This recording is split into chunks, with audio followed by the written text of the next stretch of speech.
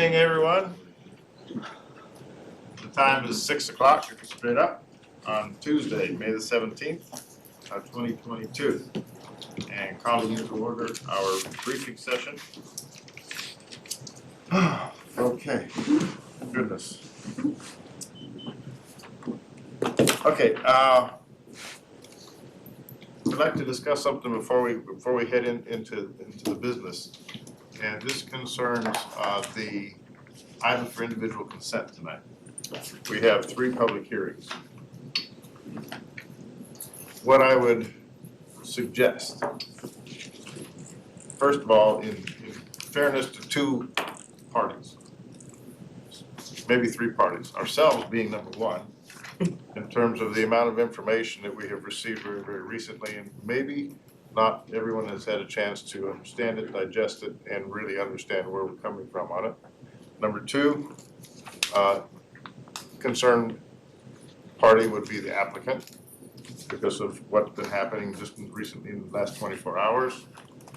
And number 3, for an incoming council member who has no idea what's going on. So my suggestion would be, because we are aware that this is it's an item of interest to the entire city in terms of the SUPs for short-term rentals. And I use that term properly, and rather than putting a brand name on it, which a lot of people tend to do, which is wrong. What I'm going to suggest that we as a council do is that rather than opening each individual hearing, A, B, and C, they all contend with the same issue. What I would propose that we as a council do, in deference to what I just mentioned in terms of the information available to all of us and all parties involved, is that I will open the hearings for all 3 items at the same time, rather than going 1, open, close, open, close, open, close. We can do this. I have discussed this with city attorney. It is possible to do so because they're SUPs all the way across, just different properties. Everything's identical. And understanding the nature of these items that we have before us tonight, as I said, they are complex. They are of interest to many, many citizens in addition to the applicants themselves, I should say, the husband and wife, that I think it would be in our best interest as a council to open the hearings. This gets a little interesting in terms of how we can operate this. It's proper. I discussed it with city attorney in terms of what I would like to do as a suggestion. We open the hearings, but the hearings are in a continuance mode until the second city council meeting in June, which would be June 21st. We have to put a date on it. I cannot just open the hearings and say they can go on ad infinitum, and all of a sudden we just whimsically decide that we're going to reopen the hearings to discuss this. So to do this properly, we have to set a date on when we're going to go into continuance on the hearings, and that would be June 21st, which is the second city council meeting in June. That is my suggestion. And as I said, my basis for that suggestion is in fairness to us as a council, in fairness to the applicants, in fairness to staff as well, because of the complexity of the issues, and in fairness to our incoming city council member. Comments, Greg? What's going to happen as far as the council goes on being kept aware of what's happening in that time period? What do you expect to accomplish? I'm not opposed to continuing this because I have my own issues, but what do you expect to accomplish? Is this council going to meet? We're going to have an executive session? What's going to happen between now and, would you say, June the 2nd?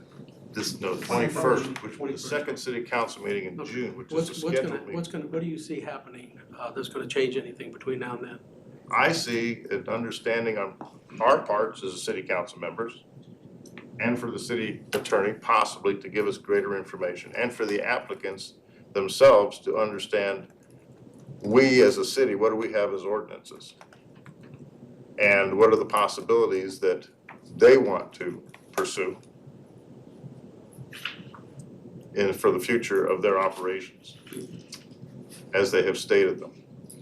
Well, I don't have a problem, like I said, with the continuance, but I want to know that we're all involved in a conversation that's going to be productive. Yes. Since we're stopping it by this action we're taking. I want to make sure that we're meeting and talking, and we know where we're going to go at the next meeting. And you know, what really gets this in terms of the importance in my mind is the information that was provided to me yesterday by the applicants. And that's why I sent it to the city manager. And I said, in accordance with the rules of procedure in paragraph C3, this has to go to everybody. Once I saw it, I knew I could not withhold that information. It had to be given to everybody because the applicants are providing greater information, I felt, maybe you felt as well, once you read their document, the more information to us as a council, once it's distributed to all of you, greater information than what was provided to P&Z. So that takes a little different turn in terms of we as a council making a decision tonight on those three particular SUPs. So yes, in the interim, we would certainly be having some discussions. We would certainly be having some education on the part of the city attorney to us in the interim. That's what I'm looking for. Absolutely, yeah. I don't see it as being just idle between now and the 21st of June. Absolutely not. Okay. I see this as a time for staff, for we as a council to get educated, and for the applicant to maybe have some discussions with staff in terms of where we're going with this, in fairness to all parties. So that would be my suggestion. So the suggestion, as it comes forth, is I'm going to look to our city attorney to make sure that what I'm going to articulate is proper. That we would open 5A, 5C, 5B, and 5C. Right, we would open a public hearing for all three of those items at the same time. We will advise everyone present of what our intention is, but I will need, the chair will need a motion by somebody on council to continue these hearings on the city council meeting on the 21st of June. I'll do it. Okay. And I said that I think this is in the best interest of the entire city, our citizens, ourselves, and what we need to do this properly and to do it fairly. So if there's agreement with that, yeah, and Mr.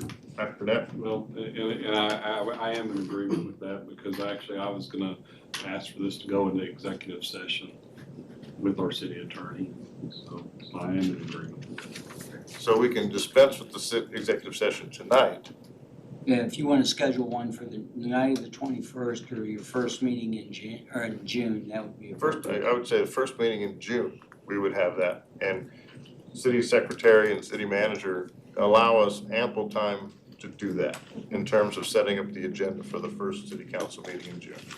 Sure. Because it may take more than just a few minutes. We may take a full hour, maybe an hour and a half to delve into this and get a full understanding. And by that time, staff may have some additional information to provide to us as well from the applicant. Okay. Very well. Thank you very much for that consideration. I think it's the best thing that we can do for our city at this time. Thank you very much. I appreciate that.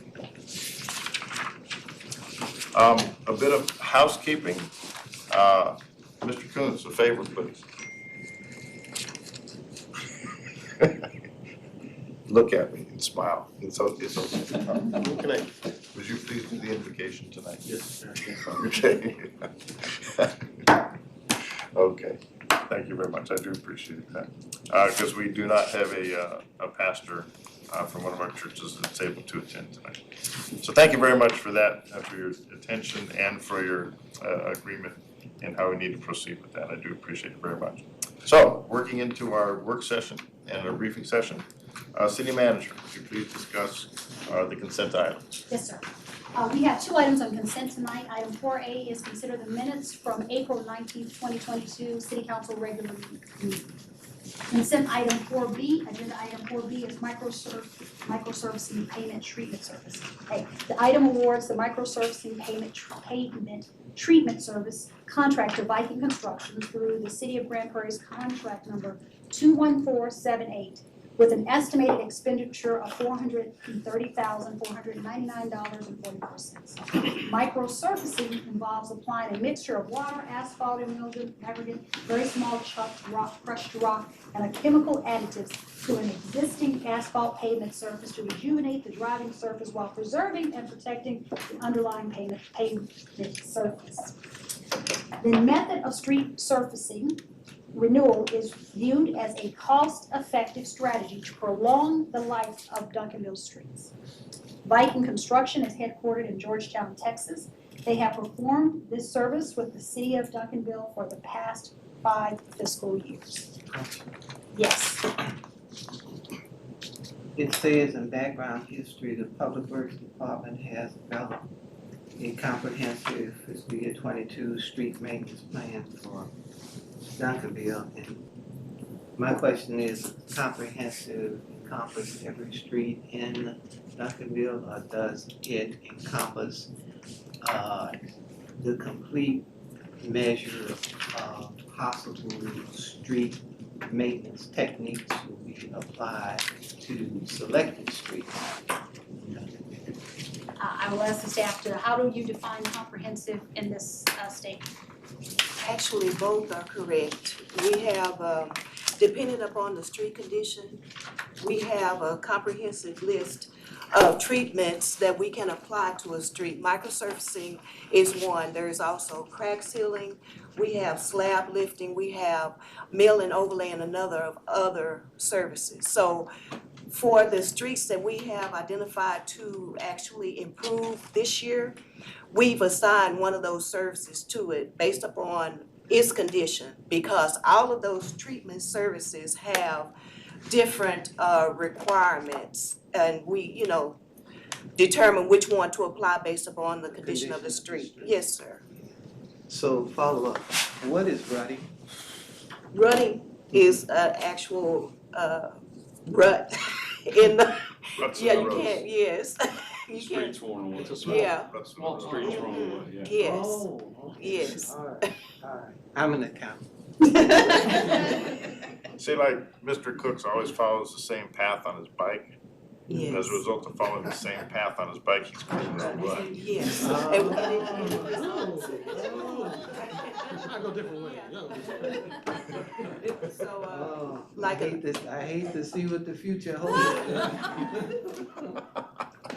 Okay, enough questions, thank you.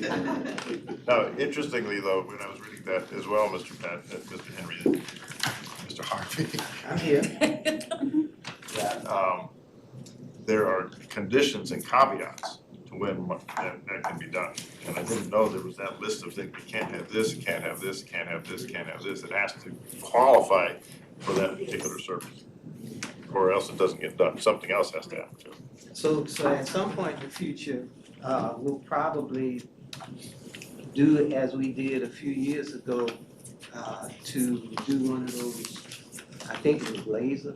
yes, pavement surface condition analysis. Okay, all right. Thank you. That concludes consent. Okay, good. All right, moving on to item number 2, receive and discuss the Star Transit Service Strategic Partnership Proposal. And Managing Director of Development Services, Garcia, will present this item. Good evening, Mr. Mayor, Garcia. Yes, sir. Council, Gus Garcia, Development Services. Before you today is a proposal, Development Services along with the City Manager's Office, and Mayor, you were in attendance of these meetings. We've been in discussions with Star Transit. As part of the pillar of infrastructure improvement strategy, which is to ensure the viability and adaptability of the city's infrastructure, facilities, and transportation network through thoughtful financial and long-term planning. We met and discussed. Would you like to introduce your guest? Yes, with me today is Ms. Kim Britton from Star Transit. Thank you, Mayor, I apologize. She will answer any questions regarding the transportation services and any detailed information you may have. One more addition. So just to clarify, so Star Transit did a presentation for us at the Mayor's Council. And so that's how they came back and met again with us in Addison. I think that was the presentation, so that's how we were introduced to them with you. Because the Metroplex Mayor's Association Yes. meeting when Kim and, was it Cip? Tommy, the executive director of Star Transit, made a presentation to Metroplex Mayor's Association. Yes, thank you. That was That's correct. initially. Thank you, City Manager, Mayor.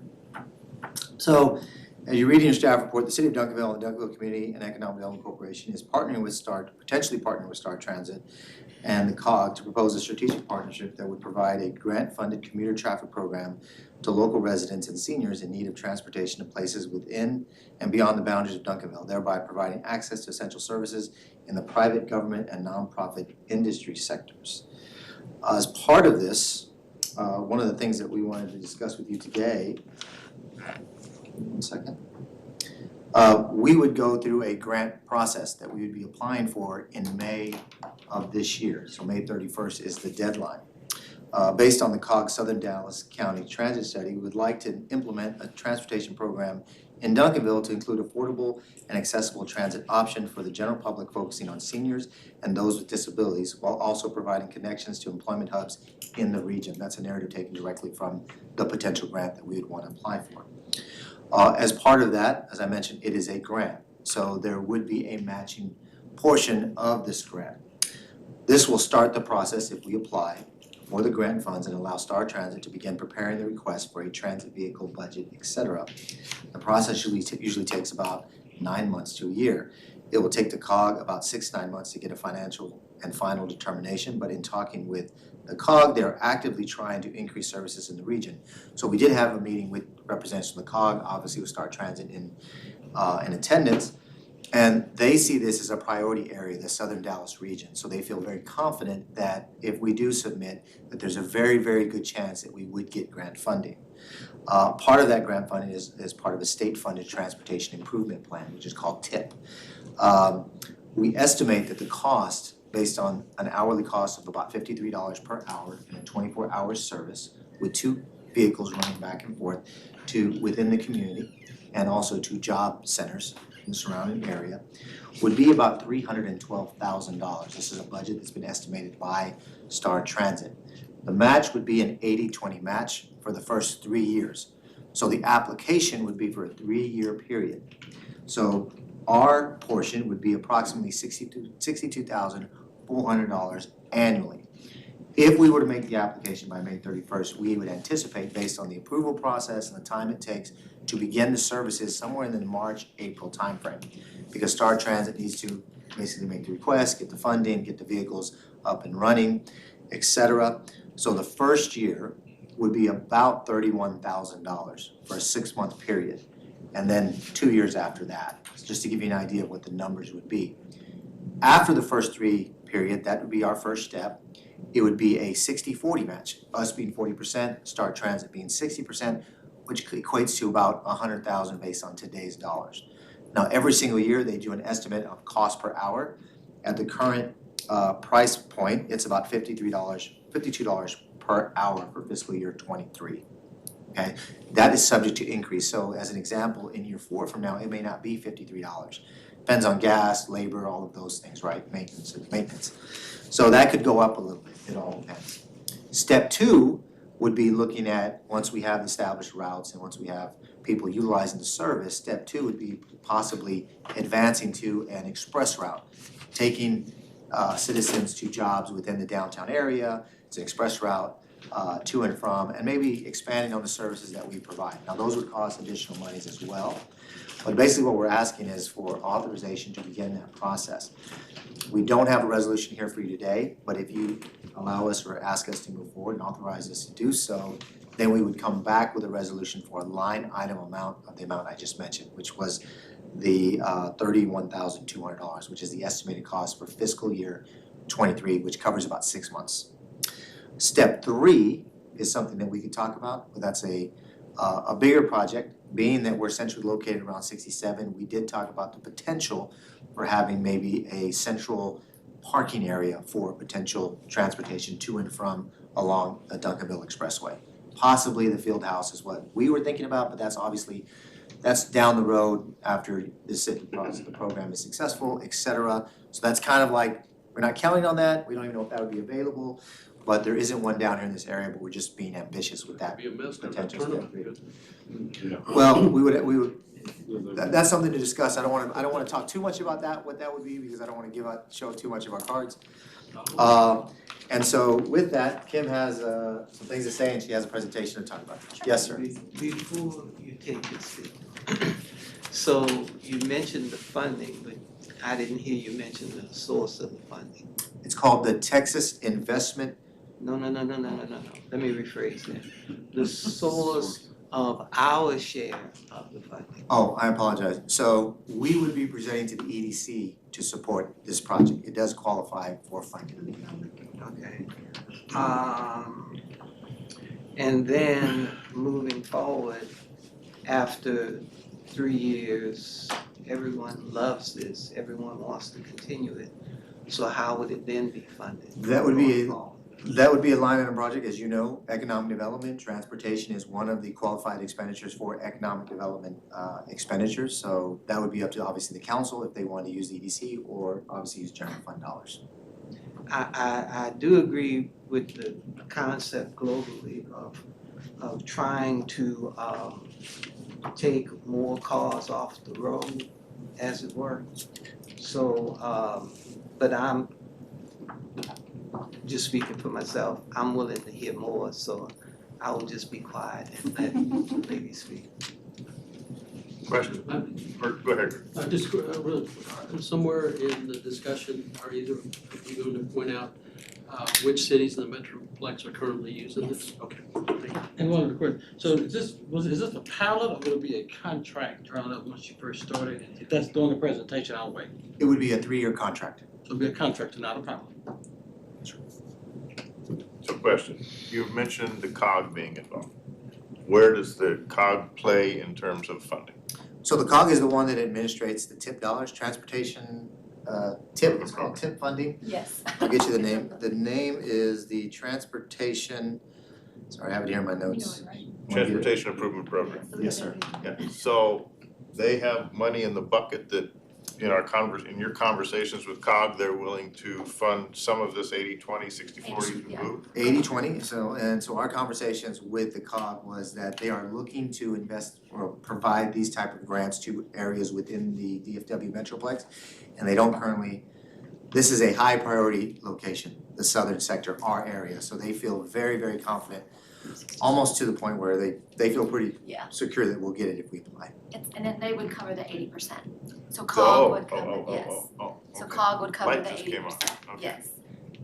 So going back to Mr. Harvey's point, not only would it take cars off the road, but what about employment? Individuals that need transportation, like to the inland, we're deeply Initially- involved in what's going on with the inland port. Norman Hutchins. Yeah, So yes. Wilmer Hutchins, the east-west corridor rather than the north-south corridor. When I go through That's the your presentation, I presentation. can explain some of Okay. that too, so. But feel free when and you go ahead. No, You're go ready ahead. for me? No, you're ready. Stop me for questions. This, I know we had a quick meeting, so this is a kind of a dialed down version from what you saw at the Mayor's Association, but I think it'll cover a lot of the questions that you guys may have. So who are we? Some of you have heard this presentation before, some of you are standing here looking at, I've never heard of Star Transit in my life. What are you guys all about? So we are considered a political subdivision of the state of Texas. We provide, prior to COVID, we were providing about 235,000 trips. We're starting to see that number uptick. Right now, we're providing about 135,000 trips a year. We have a staff of 100 people, and we have about 55, 60 vehicles on the road every day. And then our mission is just to provide people with safe, affordable, convenient, and desirable mobility options. We use the word mobility because that could mean a lot of different things. It doesn't necessarily have to mean, buses and transit.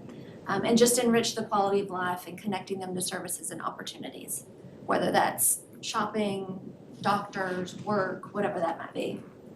We are based in Kaufman County. We're the fourth largest transit agency in this area that operates without a dedicated sales tax. So if you're familiar with how DART, Trinity Metro, Denton County, how they operate, they have a sales tax that's dedicated. We don't operate via sales tax. And then all of our vehicles that we operate are ADA compliant. So regardless of what vehicle is sent to pick someone up, if they didn't tell us that maybe they utilize a mobility device, that's okay because all of our vehicles are equipped with lifts. So you asked the question, where do we operate?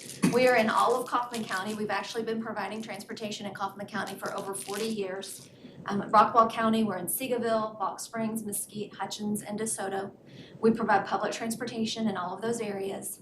That's considered our service area. We do put Ellison and Vero County on the list because we do provide trips there, but it's really Medicaid and we have a grant program that we operate down there. They have a public transportation company that operates. We just go in and do the grant and Medicaid. We do leave the service area for medical appointments. So if someone lives, let's say we start operating in Duncanville and they need to go to the VA or Baylor or Charlton, then we can take them over there because that's medical. So we wouldn't take somebody up to the Galleria to go shopping because that's technically out of our service area. But if they had a doctor's appointment in that area, we could because it's medical.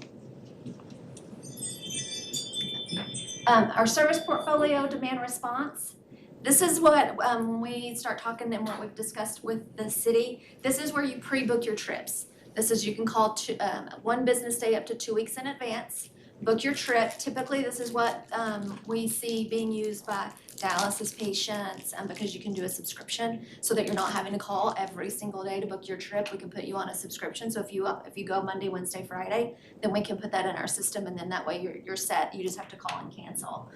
And then we have booking agents that answer the phones Monday through Friday, 8 to 4. And our buses typically operate 6 to 6. However, our agreement in the city of Mesquite, we do operate until 8 o'clock. So there is flexibility from when we operate. If you guys decided, you know what, we might need to operate it. There's commuters that we want to make sure that we can get to the DART stations, then we start at 5 o'clock. We would just add that in to the budget. But our typical hours of operation are 6 to 6.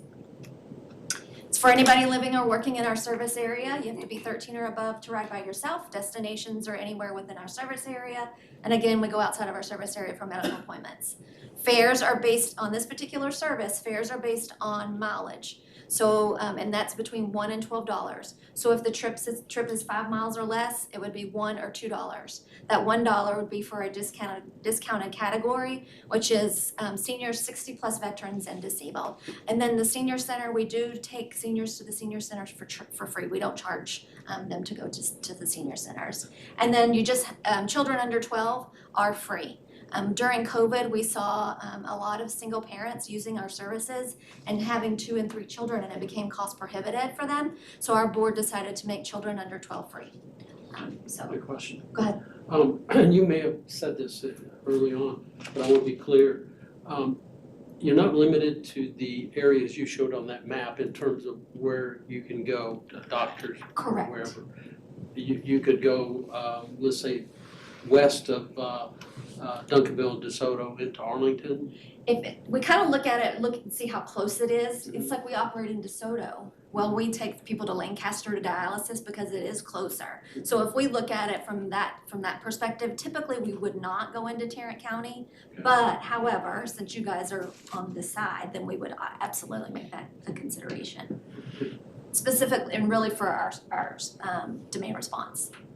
Because we know that there's some facilities that are outside of here that might be south, that may fall outside of Dallas County that would be closer. So why wouldn't we want to take them to the closest location?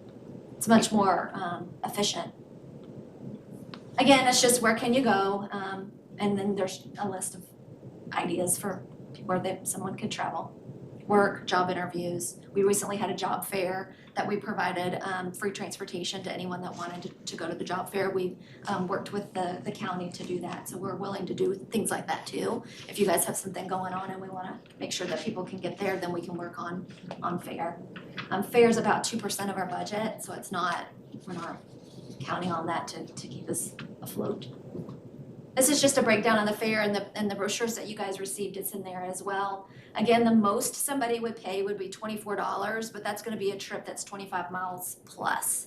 So you know, in this area with it being dense, I don't think you would see that very often. But that discounted category, the most they would pay would be $12 each way. Also, we do provide, if someone has a personal care attendant, they can ride for free. So if someone needs some assistance, if they have someone that goes with them, then we don't charge them to ride along. And then we also have our client advocate program. This is a program that I'm really proud of because it is unique to Star Transit. We actually have staff members that are trained to travel with people that don't have somebody to go with them. We often see seniors or someone that might be visually impaired that they don't have, their family works, or maybe they don't have family, and so we can provide staff to go with them to help with mobility devices, to help with grocery shopping. It doesn't cost them anything extra to utilize that service, and that would not cost you guys any additional money to have that service in the city. And typically what we do is we hire people within the city because the bus goes and picks them up and then picks up the passenger so that they're to be able to provide that door-to-door service, because normally our demand response is curb to curb. Go ahead. Kim, you just mentioned grocery shopping, but you excluded shopping at the Galleria. That is, yes. So how do you define acceptable shopping? So shopping is anything within the service area. So you can go anywhere you want to within the service area and do whatever you want to. We wouldn't go to the Galleria because it's outside of our service area, so we don't take someone shopping I took outside that of as an ours. esoteric luxury versus. Correct. Okay, Yes. so if I wanted to go somewhere and not purchase groceries, I can still do it as long as it's in the service area. Correct. Okay, shopping, okay. Thank you. And then we also, with this program, we offer travel training services. So if someone calls and they're really nervous about using our service for the first time, we'll assign them a client advocate to travel with them, help them learn how to use the fare box, help them to know when to get on and get off the vehicles, and we'll do that up to 3 trips. So that way we can help just make them feel more comfortable. We've also worked with some of the schools where we operate, and we'll go into the programs where their kids are transitioning out, or they're part of the special needs programs, and we'll go on and do some travel training with them as well, so that they would feel comfortable in utilizing the services too. This might be minimal, but, and I don't see anybody here from Parks, but does our senior bus currently provide any around town trips for shopping or anything like that? I think that got kiboshed some years ago. Question, This is the field trip. Kim, you mentioned the fare box. Does Star Transit have anything like Dark Go Pass? We do, and so we are actually on the Dark Go Pass. So someone can go on the Go Pass and purchase a month pass, a day pass, but it's not for our demand response service, it's for our Star Now same day service or our fixed routes. Because if somebody got on and bought a day pass and they're going 26 miles away, and they can do that as many times as they want to during the day, it's just kind of how we regulate our monthly pass and day passes, if that makes sense. We also, in our service portfolio, we do have bus routes. We are not proposing a bus route in Duncanville right now. It may be something, as Gus mentioned, later on, but we do operate bus routes. We have one in Balk Springs, Mesquite, and Hutchins. They all 3 go to a DART station. So like the Compass is a park and ride that goes to Hanby, Hutchins goes to UNT, and then Balk Springs goes to Buckner. So we are a part of that regional connection. That's one of our goals, is to try to keep, people need to get places, and it may not be within the city, but we can get them to a DART station and then they can go from there. They can go everywhere. But, and I'll show you this service. So another service that we're proposing is our same day service. This is a new service for us. We've only launched this within the last 3 years. So Star Transit has the Star Now app. So you can go on, it's much like an Uber or a Lyft, it's just transit version of that service. So you download the app, you can go in and book your trip, then you start getting notifications of when your bus is close, and then and it's same day. We haven't in the past offered same day service. So when we launched this, we now do offer same day service. Someone wakes up and their car has a flat tire, they need to get to work, get on the app, book their trip, come get them, take them to work, and it works. We also, with this, that if you don't use a smartphone, because that's always the question is I don't use a smartphone, how do I book a same-day trip? They call our call center. It's the same process. So they would call and book their trip via our call center. And honestly, right now in the city of Mesquite, we looked the other day and it's about a 60-40 split. 60% are using the app, 40% are call-ins, but overall it's about a 50-50 split. And so right now we offer this service in Terrell, Kaufman, Mesquite, Balch Springs, Seagoville, DeSoto, and we just recently added Forney. And I'll explain why we have those as cities. Our service hours, again, are 6 to 6. In Mesquite, it is 8 o'clock. And then in Mesquite and Balch Springs, with the agreements we have with them, we do provide Saturday service 8 to 5 in those two cities. The fare structure is a little bit different. It's $2 and $1 for those. It's the $1 for that discounted categories. And again, children under 12 ride free. As a reminder, you just have to be 13 and above to ride by yourself.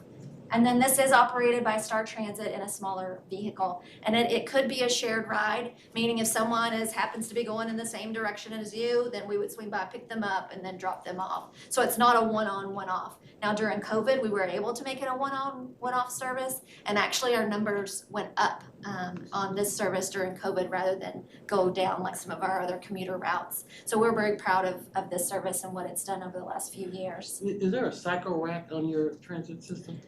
If on our fixed routes, there is. If the vehicle we have, the bigger vehicles have some of them have bike racks, the smaller vans, they don't. This is just the app. This is an example of DeSoto and how you would book your trips. You can store a credit card, so then you don't have to worry about paying a fare once you get on the vehicle. We're also able to do promo codes. I'll say when we launch in Duncanville, what we typically do is the first month is free anyway. We don't charge the first month because we want people to start getting to use it. But we can also, on this one, we can do a promo code. So like I was saying with the job fair, it was job fair 22, they put that in and that ride is free. And then they also get notifications through this too. It doesn't show it on this. The other thing that we can do with this app, if you guys are having an event or if there's something that's coming up that you want to promote, we are able to put announcements on the app. So when it pops up, there's a little bar that says that there's an announcement. They pop on it, push on it. It's geocoded. So if it would be specifically for Duncanville, then we can put it there. So only those that are within our zone here would get that notification. And one of the things I don't have on here that I wish I did, if you guys can see this blue box around what is DeSoto, for this specific service, we have a zone and it's smaller, so it's not, for here it would be the city limits. But somewhere like Mesquite, it's because it's long, we only have a portion of that in the zone because we need the zones to be a little bit smaller because these are quick trips. These are not meant to be long trips to go to the doctor. These are meant to be, we want somebody to be able to catch the bus within 15 or 20 minutes and we want them to be able to travel within that time period too. So it's much more of a quicker on-off service. But again, this is, our vehicle is ADA compliant, so anybody that uses a mobility device can use this as well. Hey Kim, can they go between DeSoto and Lancaster and Duncanville? Not on this service, they couldn't, because it is zone-based. But our demand response, they could for medical, they could go to Lancaster for medical, they could go to DeSoto to go shopping because that's considered our service area and vice versa, so. And then DART access, we do provide DART access, which I spoke about earlier, and this is just an example of how, what all of the DART access that we currently provide. And then this, I'm not sure if you guys have heard of this service, but we actually have a really good partnership with DART. We actually operate, when we started in Mesquite, that Compass route was actually a DART route, and we actually took that over. We worked in conjunction with them for a few years, and then we ended up taking on the service ourselves. But we have a really good relationship with DART and currently operate their GoLink, which is what they consider the inland port, which is what that map is. And so we have, during peak period, we have 2 in the morning and 2 in the afternoon and then 1 the rest of the day. And it's a DART service, so it's DART fares. You can book through the GoPass. You call us and book the trip because we're the operators of it. It's a Star Transit vehicle and a Star Transit driver, but DART has their member cities, and so they can't come out of their member cities, but we can. And so that's why we're able to operate in those areas because we're we're not part of what, of their, Yeah, Kim, company here. Mr. Contreras has a question. I didn't see on that list of dart stations up there, I don't even know what they call the one over by off of Hampton. It's the closest dart station to Duncanville. Is it called Redbird?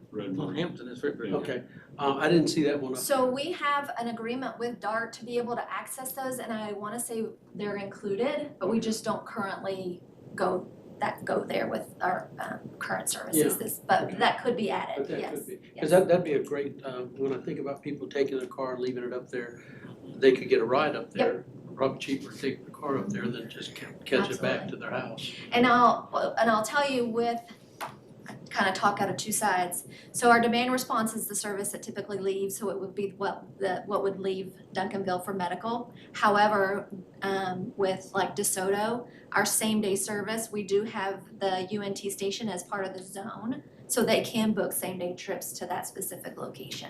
So we're able, like even with DeSoto during, because we have to go through a public involvement process, so we would have to do public meetings here and speak to the citizens to see what maybe they want. One of the things that came out of the DeSoto meeting was there is the seniors, there's a movie theater that they like to go to that's just right over the highway. So we added that as part of the zone, so then they can take that over if they wanted to. So we're able to, with that same day service, those zones we're able to kind of add in. We can add in some medical facilities if we needed to, just to be able to accommodate. But we don't want to go too far out, because then you get into that long trip, but then when that vehicle leaves, then that doesn't leave a lot of availability for those that are searching for trips. Now, you just mentioned UNT, that's great. Does that include like Mountain View and Cedar Valley as well?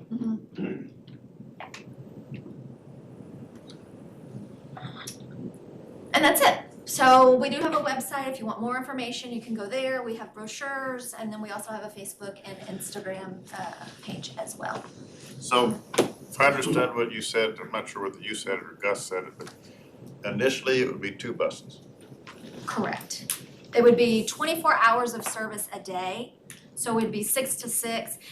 Let's say hours instead of buses, because we might have more than one vehicle operating to total that 24 hours. So 2 you'd have buses, 20 12 hours, two buses, 12 hours apiece. Correct. That But it might comprises be the 3 or 24. 4 buses, but it's 24 hours of service. Unless you guys decided we need to do a little bit earlier or we need to do a little bit later, maybe that same day service, you wanted to operate 5 to 6, then we would just add in that additional hour. So it's really, we're flexible as far as that goes. I know most of your current cities, who's filtering the calls if there's a citizen concern?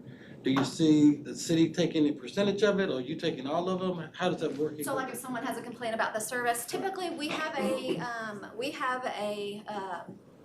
communication plan that we present to the city whenever we launch, and we list all of our phone numbers to call. A lot of times what happens is the city has someone that's designated to take those calls, and then they filter those to us and we take care of them. But there's communication back and forth. Will you be able to at some point share what that volume looks like?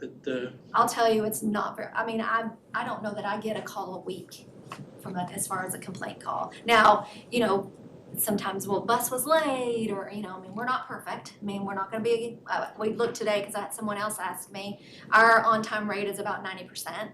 So, we do a pretty good job of getting people where they need to be on time. Can't control traffic or something that happens, but, we do our best. And like I said, we've been providing transportation for over 40 years. So we've been doing this for a long time. And I feel like, and I guess I'm biased, we do a pretty good job. Yeah, Mr. Harvey.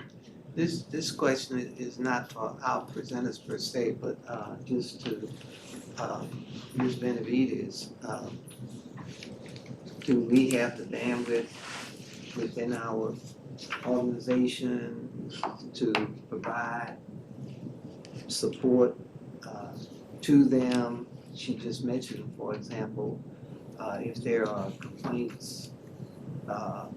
So do we have the bandwidth on our end to manage this relationship? Because somebody's gonna have to manage it. That's what happened. I was in Cedarville when it came. There's a person that manages that relationship. I would doubt it's the same thing in DeSoto. So Is it a single person, Patrick, or is it? well, Small cities, you wear several hats, so. I can That's what I was, And I can speak to that too, yes, we do have one person that we work with in each one of the cities. And it's EDC, it's city manager's assistant, I mean, we have a lot of Sir, different. I can answer your question. Every staff member in here has looked down at the moment you asked me that question. We're easy to work with, I'll tell you. But I will say that people are overwhelmed and people have a lot on their plate. When it comes to my she's trying really not to look at me, my customer service rollout of communicating with citizens, one of the things that we're building up with our city secretary is our customer service unit. And so chances are Miss Lisa will serve as the liaison for our customers because that's the role we're adopting her in. So yes, it will tie into the other parts of the program, but from a contract standpoint, it will be the EDC and my assistant. But from a customer standpoint, we are working on having a number, a person that people can call that will actually pick up the phone that knows Duncanville. So now if the service itself can be paid for by EDC, what about this person? Couldn't this person, which manages the service, be partially, fully paid for by EDC? We will have that discussion and you know, I believe that we're gonna have to step that one up no matter what. And that's part of this budget discussion and you will hear that request go hand in hand of how we fund customer service in Duncanville. But it's a priority, so we gotta fund it. All right. So, Gus, rewinding back to the very beginning. I guess what y'all are looking for from us is a green light to pursue developing some type of pilot program for us to consider for implementation and for budget processes. Yes, this would show up on, obviously, assuming board would approve it, the EDC board would approve it, it would come to you in our budget for the fiscal year. How well informed is the EDC on this? Not very, we brought it to you first to make sure that we can apply for the grant. Okay. But let's back up, Mayor, you just mentioned pallet, they said it will not be a pallet, it'll be a direct contract, so it is not a pallet, when you go into it, you go into full force. I use that in terms of an evolving project, something that we would document initially with contract, but still in all, it would have its evolutionary process in terms of as we go along. It's investigated, it's explored, it's studied, and it has the possibility for amending, changing, and progressing as we go. That's maybe a prototype contract versus the term pilot probably be better at terminology for it. But I see that as something, this is evolutionary. You know, we haven't done it before.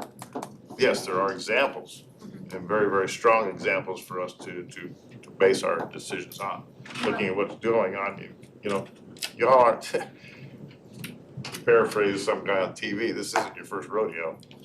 Well, and I'll tell you too, now I lost what I was gonna say, but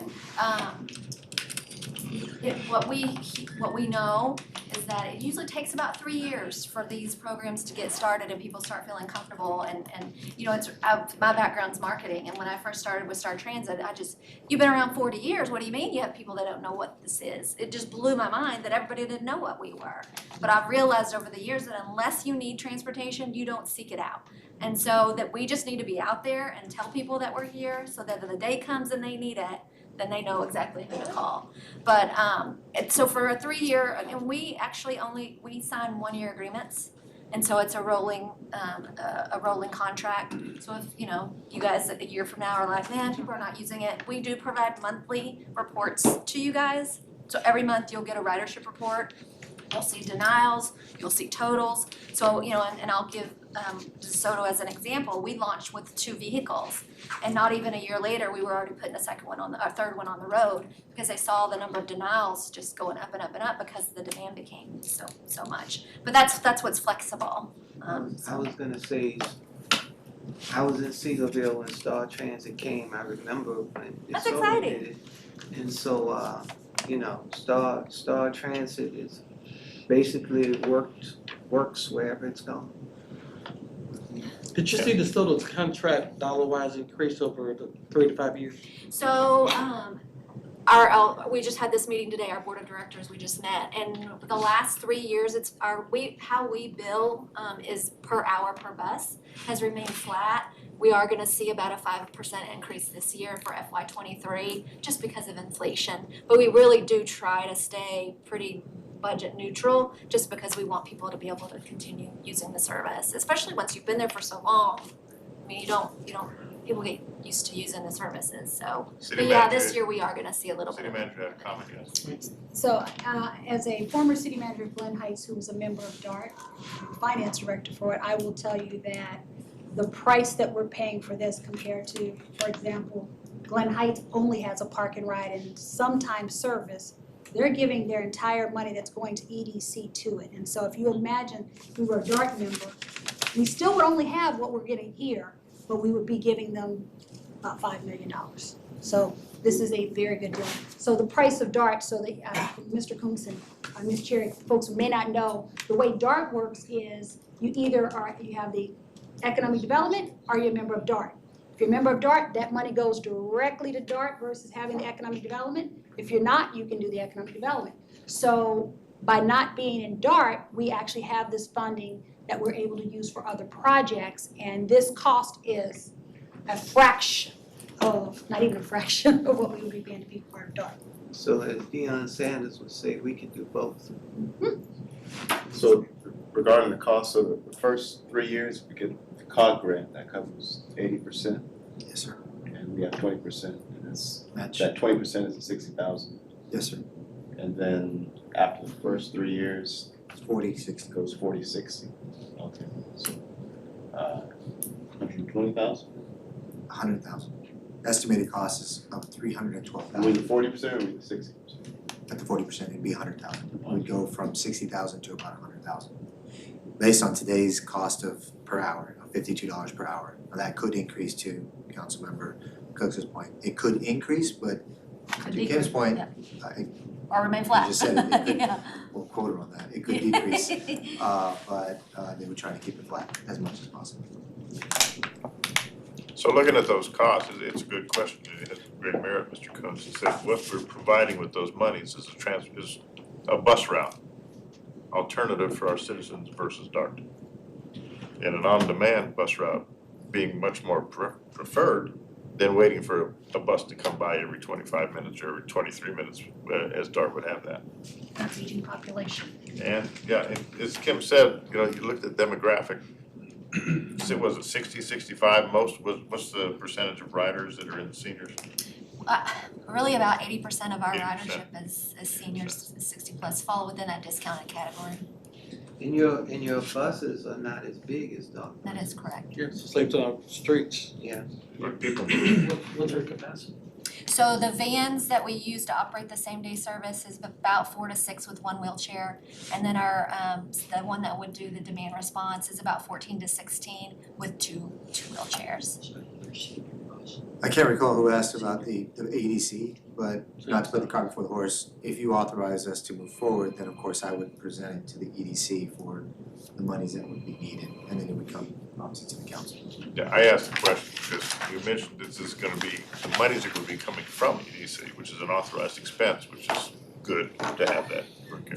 I just didn't want to bring it until we knew we had authorization. Okay. So I believe, unless I hear any comments to the contrary, that you've got a green light to pursue this. Okay. Appreciate it very, very much. Thank you. Thank you very much. Say hi to Tommy for us, Kim. I will. Both of our daughters are in soccer championships, so that's where I'm headed back to go watch our 8-year-old play. Very So good. Okay. There's more information on it. Do you want a copy? Yes, please. I can email you too.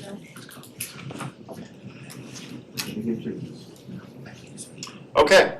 Well, this concludes our briefing work session, and we can proceed out to council chambers, and I'll initiate that right at 7 o'clock. Thank you very much. You got one? I'll read the canvas, as it is my custom.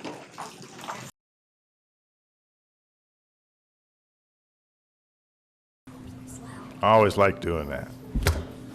Good evening, ladies and gentlemen, and welcome to our Duncanville City Council meeting for Tuesday, May the 17th, in the year of 2022.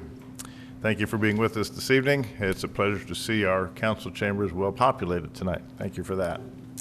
In accordance with an order of the Office of the Governor issued March 16, 2020, as extended, the City Council for the City of Duncanville, Texas will conduct a City Council regular meeting in person and by video conference at 6 p.m., now 7 p.m., Tuesday, May 17th, in order to advance public health goal of limiting face-to-face meetings, also termed social distancing, in an effort to slow the spread of the coronavirus pandemic.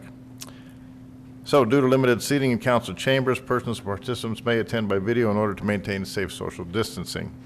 And pursuant to city practice, citizen comments and reports during election season, March 1st through May the 7th, which is now actually continued into June the 18th. During a runoff election, these comments are not broadcasted or recorded.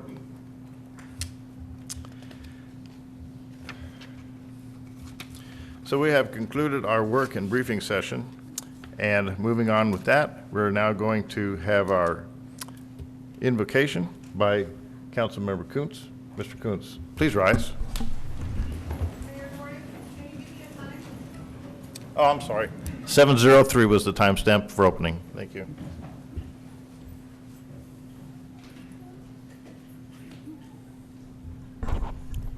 Please bow with me. Our Father in heaven, we approach you at this time as the great God and creator of all things. We humble ourselves before you, and we give you our thanks, Father, for this day that you've given us, which you have created. We thank you, Father, for our homes and our families. We thank you, Father, for this great community in which we live, and we thank you, Father, for this great nation in which we live. We thank you for the many freedoms that we enjoy, and we thank you, Father, for the freedom that we have to self-govern. And we ask, Father, as we take this time this evening as your servants and servants to your community, that you help us to focus our hearts and our minds and our efforts on doing those things which are compassionate and kind and thoughtful toward one another. We ask you, Father, that you help us to make sound and wise decisions that are in the best interests of our families and our neighbors and our friends. And we ask, Father, your blessing on this community, that we might continue to grow and to strive and to be a light to the world. We thank you, Father, for all those who are in attendance this evening. We thank you, Father, for those who have come to voice their concerns, and we pray, Father, that you be with them and give them strength and courage and the proper words. We ask that you be with us throughout this assembly. Help us to be kind and considerate of one another.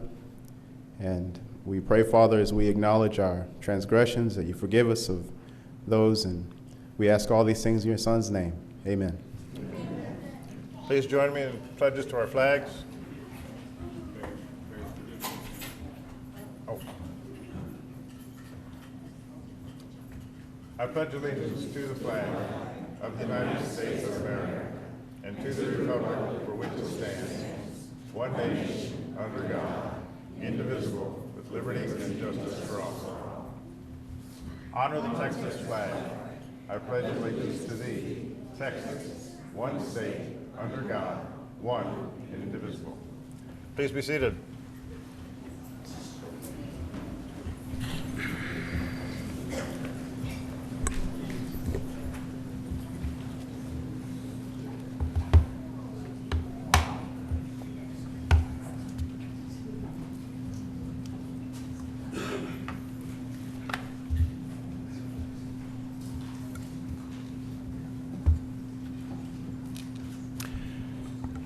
Moving on to item number 1 on our agenda, canvass of election and oaths.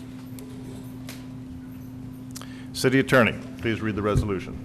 Thank you, Mayor and Council. Resolution 2022-034, resolution of the City Council of the City of Duncanville, Texas, canvassing and declaring the results of the May 7th, 2022 general election for mayor, council members for Districts 2 and 4, ordering a runoff election for the office of mayor and providing an effective date. Whereas it is found and determined that the notices of the general election were duly given in the form, manner, and time required by law, and that said elections were in all respects legally held and conducted in accordance with the applicable laws of the state of Texas and the proceedings calling and governing the holding of such election, and whereas it is imperative to consider the returns of the general election held on May 7th, 2022, for the purposes of electing the hereinafter named officials before the qualified voters of the city, and whereas the returns of said general election have been duly and legally made and submitted to the City Council for canvassing and a tabulation of the returns for the polling places and for early voting as canvassed and tabulating to this governing body. Now therefore be it resolved by the City Council of the City of Duncanville, Texas, after examining said returns and the opening and canvassing of the votes of said election, the results of the general election are as follows. Section 1. The following number of votes were cast for the following named candidate for the office of mayor. To wit, name Erica Browning, early votes in person 432, early votes by mail 37, election day votes 238, total votes 707. Mark D. Cooks, early votes in person 645, early votes by mail 93, election day votes 312, total votes 1,056. Lavon Washington, early votes in person 42, early votes by mail 13, election day votes 24, total votes 79. Barry L. Gordon, early votes in person 642, early votes by mail 88, election day votes 321, total 1,054. It appearing that no candidate received a majority of votes cast for the office of mayor, and therefore the two candidates Mark D. Cooks and Barry L. Gordon having received the most votes shall be subject to a runoff election to be held on June 18th, 2022, in accordance with the resolution of the council, the Home Rule Charter, and the enjoined election agreement with Dallas County, and that the early voting and election date to be held as set forth therein, and that under Texas law, and the same is hereby ordered forthwith. Section 2, that the following number of votes were cast for the following named candidates for the office of Councilmember District 2, to wit, Don McBurnett, early votes in person, 184, early votes by mail, 34, election day votes, 70, total votes, 288. Nancy Gutierrez, early votes in person 179, early votes by mail 15, election day votes 86, total votes 280. It appearing that Don McBurnett received a majority of all votes cast for the office of Councilmember District 2, Don McBurnett is hereby declared to be elected to serve a 2-year term after qualifying and taking the oath of office. Section 3, the following number of votes were cast for the following named candidate for the office of Councilmember District 4, to wit, Karen Cherry, early votes in person, 316, early votes by mail, 38, election day votes, 135, total votes, 493. Brenda O'Brien, early votes in person, 93, early votes by mail, 17, election day votes, 58, total votes, 168. It appearing that Karen Cherry received a majority of all votes cast for the office of Councilmember District 4, Karen Cherry is hereby declared to be elected to serve a 2-year term after qualifying and taking the oath of office. Section 4, this resolution declaring the results of the municipal election shall become effective immediately after its passage. It is so ordered that this canvass and declaration of results of said election be entered into the minutes of the City Council, and that the officers for Councilmember Place 2 and Councilmember Place 4, after being qualified and having taken the oath, shall serve during the term commencing on May 17th, 2022, and thereafter until a successor is duly elected and qualified, and that a runoff election for the office of the mayor is ordered as set forth herein, duly passed by the City Council of the City of Duncanville on the 17th day of May 2022, approved Barry L. Gordon, Mayor, attested Christine Downs, City Secretary. Thank you, Mayor. Thank you, City Attorney. The Chair will entertain a motion to approve the resolution. So moved. We have a motion to approve by Mayor Pro Tem Harvey. Is there a second? Second by Mr. Contreras. Council, please vote. Motion is unanimously approved. Thank you very much for that. Moving on to item number 2. Candidates receiving the majority of the votes for their respective districts will be sworn in by the city secretary, after which each will take their seat on the dais. City Secretary Downs, please swear in new council member-elect Karen Cherry. I was actually going to start with Mr. McBurnett first. Okay.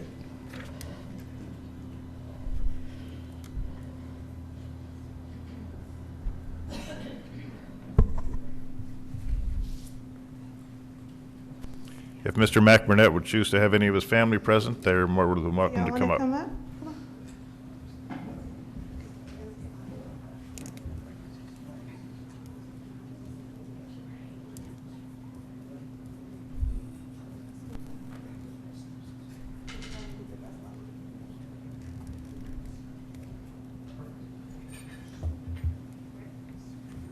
I, Don McBurnett, I, Don McBurnett, do solemnly swear or affirm do solemnly swear or affirm that I will faithfully execute the duties that I will faithfully execute the duties of the office of Councilmember District 2 of the office of Council Member District 2 of the City of Duncanville, of the City of Duncanville, State of Texas, State of Texas, and will to the best of my ability preserve, and will to the best of my ability preserve, protect, and defend the Constitution protect, defend the Constitution and laws of the United States and laws of the United States and of this state, and of this state, so help me God. so help me God.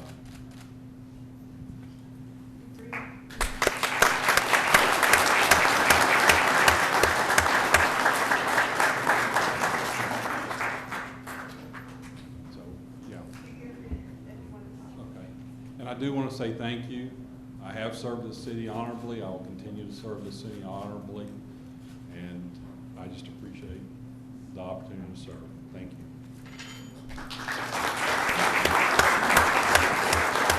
Ms. Cherry?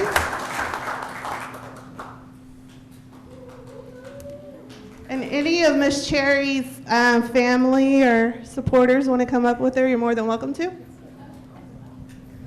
I know you have a lot, Ms. Cherry. They need to get up.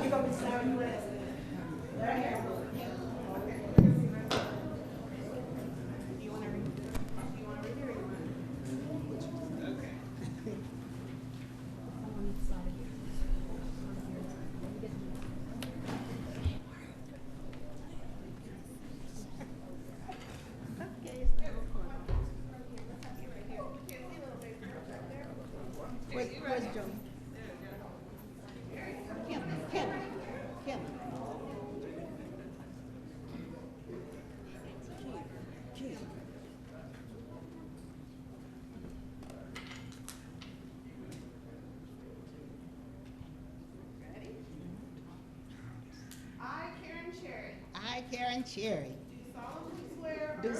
do solemnly swear or affirm that I will faithfully execute the duties of Councilmember District 4 of the City of Duncanville, State of Texas, and will to the best of my ability preserve, protect, and defend the Constitution and laws of the United States of this state. So help me God.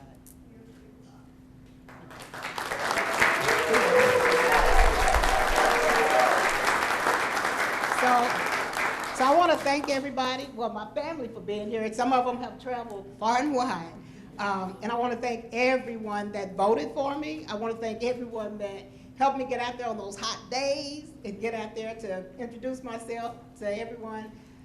I'm so excited to be a part of this council, of this city, to serve the city, not just District 4, but to serve the city of Duncanville.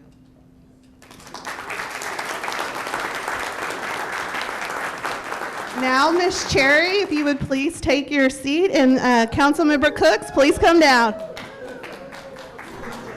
City Secretary, what I would like to do is first let Mr. Cooks and myself say a few words, and then Ms. Cherry can take her seat.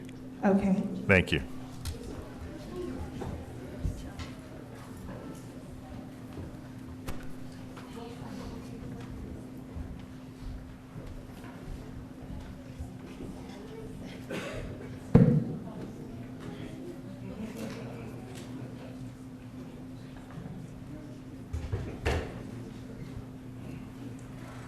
Well, Mark, it's a tough day to say goodbye, but it's another day to say hello to a new future that you have, for a new chapter in your life. And I know that God is directing your life for whatever He has in store for you. Blessings on you. And I've had an opportunity to help others. I don't know why I kept this way. But it's a way, what I like to say is we bless you out. We bless you out.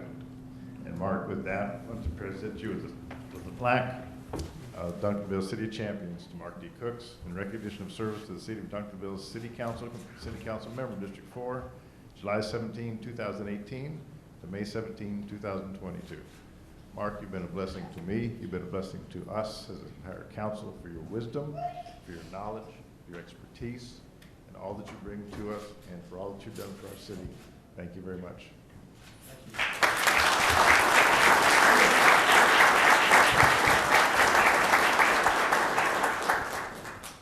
Well, thank you, Mayor, and let me indulge to say this, hope this was within 3 minutes, and I'll keep this within 3 minutes. But first, I want to thank my Lord and Savior Jesus Christ, who's the leader of my life. I also want to thank a few people in my life, and it starts with my family, my 3 sisters, my niece, along with my 2 sons and 4 grandchildren.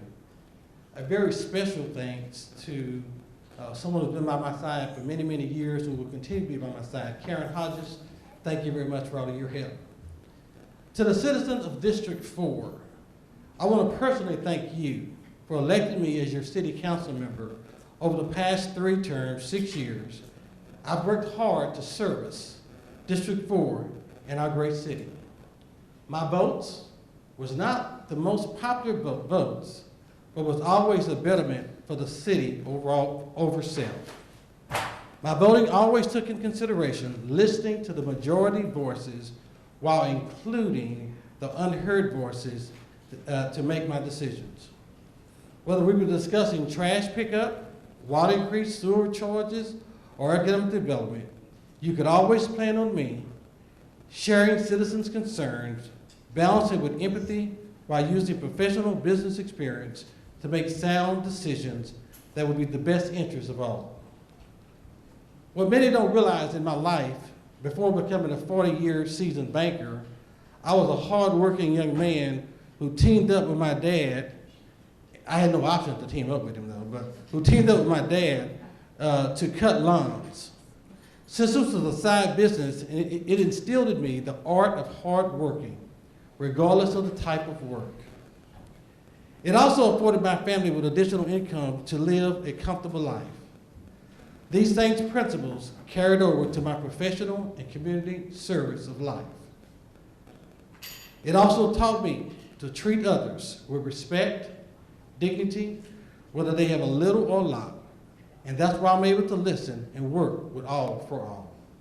As a banker, I was charged with providing service to customers with millions of dollars or who even had dollars, or who had little or no dollars. I ensured that they were always treated fairly. My Christian beliefs, balanced with my professional training, made this an easy task that was not an option. Organizing my Meet, Connect, and Learn for over the past 4 years gave me a great pleasure to engage citizens in various topics. By getting citizens involved, I was able to successfully accomplish a few things. 1, workout equipment in Pyburn Park in our district, both for children and adults. 2, making a recommendation to the city manager to increase our lowest paid staff person from $12 to $15. And city manager, by the way, that's still not enough.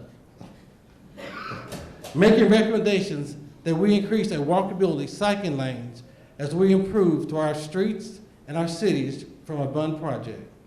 Improving the arts district to include a mural along the blemished walls of Copper Hill and Danieldale. Making it a point to return 2 police officers' positions back to our budget to increase the safety of our streets. Working with the council to not raise taxes for the past 4 years. Last but not least, champion a diverse city to establish the city holiday for what was already a national holiday by including Juneteenth as our listed official holiday. I would like to thank the city staff for the many hours and hard work that you perform, continue making our city the best city around. To every single mayor and council member that I had a privilege to working with over the years, thank you. It is truly not one council member or mayor's job, but for all of us. District 4, I leave you in outstanding hands as I pass the baton on to Miss Karen Cherry, who will lead us to bigger and better things in the future. With that said, may God continue to bless the city of Duncanville, the state of Texas, and our country. Miss Karen Cherry, I actually found a baton, and I'm passing you this baton.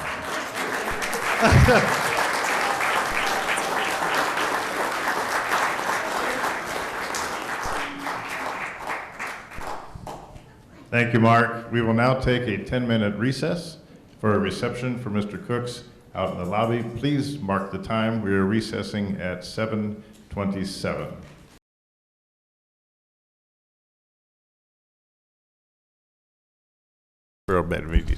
Thank you, Mayor and Council. We are pleased to announce that an independent production company filmed scenes of their movie in Duncanville last week. In one afternoon, a filming company spent over $500 patronizing Duncanville businesses, including catering food for their crew. They used not only our city sites and offices, but they also used various parts of our city. Just to give you an update on Wheatland Plaza's progress, we've started our asbestos mitigation, and it's completed in occupied spaces. We are working on temporary exterior lightings have been installed. Interior demolition and renovation have begun on the old Minyards building. Several vacant spaces have been gutted and are being prepped for lease. Drop-down ceilings in multiple buildings have been removed, and decorative trash cans have been placed throughout the plaza. Also, as we mentioned, our Parks and Recreation, our new mowing contractor, Brightview Landscape Services, has started work in the city. Park staff is communicating closely with them to ensure that they meet the contractor specification. As our council member mentioned, join us for Movie in the Park featuring Spider-Man No Way Home. Admission is free. The movie will start at sundown, which is around 8:30 p.m. Remember to bring your blanket and lawn chair. The Duncanville Public Library will be hosting its summer reading kickoff on Saturday, June 4th from 2 to 4 p.m. The event will feature carnival games, candy, free baking studio treats, free Kona ice, free popcorn, take-home crafts, reading logs, bookmarks, and Miss Amy's balloon twisting. And last and certainly not least, I'd also like to thank our staff. On May 6th, members of our senior team participated in the PIP Days. And that was a great honor to get a chance to get out in the community and work. Our team worked very, very hard. It was an event that I would definitely say we hope to get more people involved in the future and more staff involved.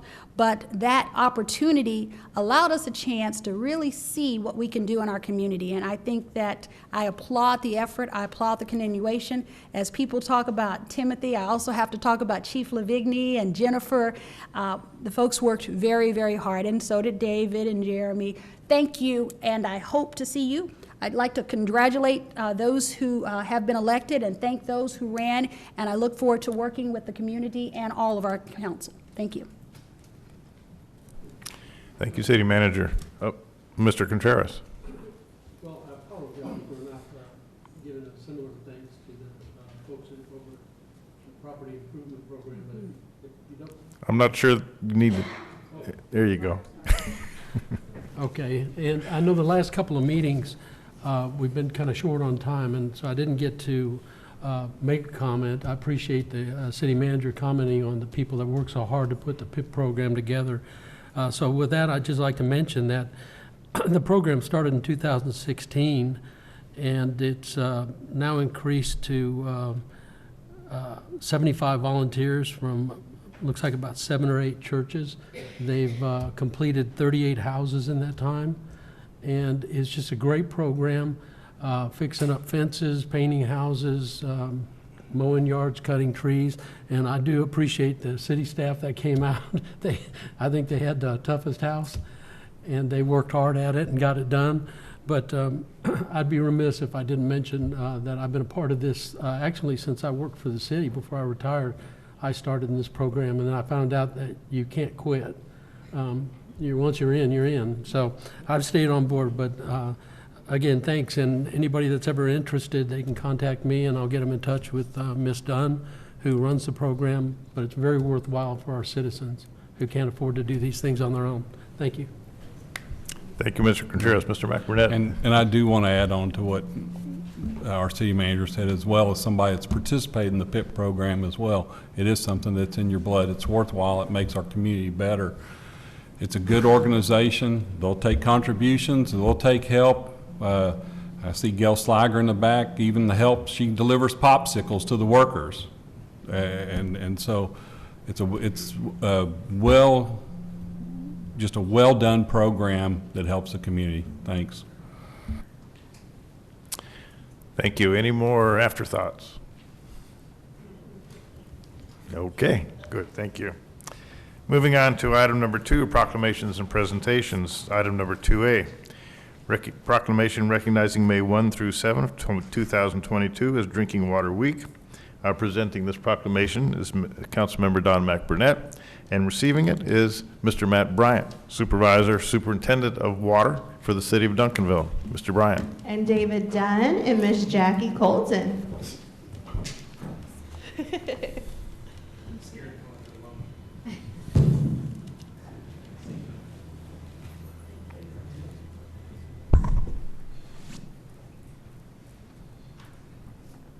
Whereas water is our most valuable natural resource, and whereas any tap water delivers public health protection, fire protection, support in our economy, and the quality of life we enjoy, and whereas any measure of successful society, low mortality rates, economic growth and diversity, productivity, and public safety are in some of the way related to safe water, and whereas we are all stewards of the water infrastructure upon which our future generations depend upon, and whereas each citizen of our city is called upon to help protect our source waters from pollution, to practice water conservation, and to get involved in our local water issues by getting to know their water.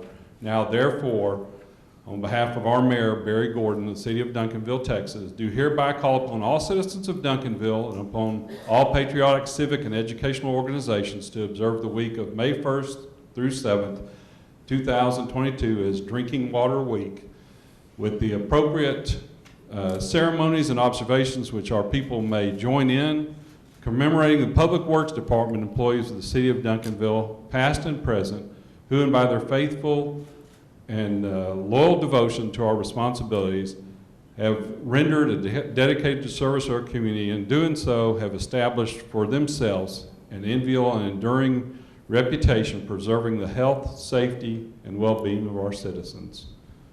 And Ms. Colton, I will hand this to you.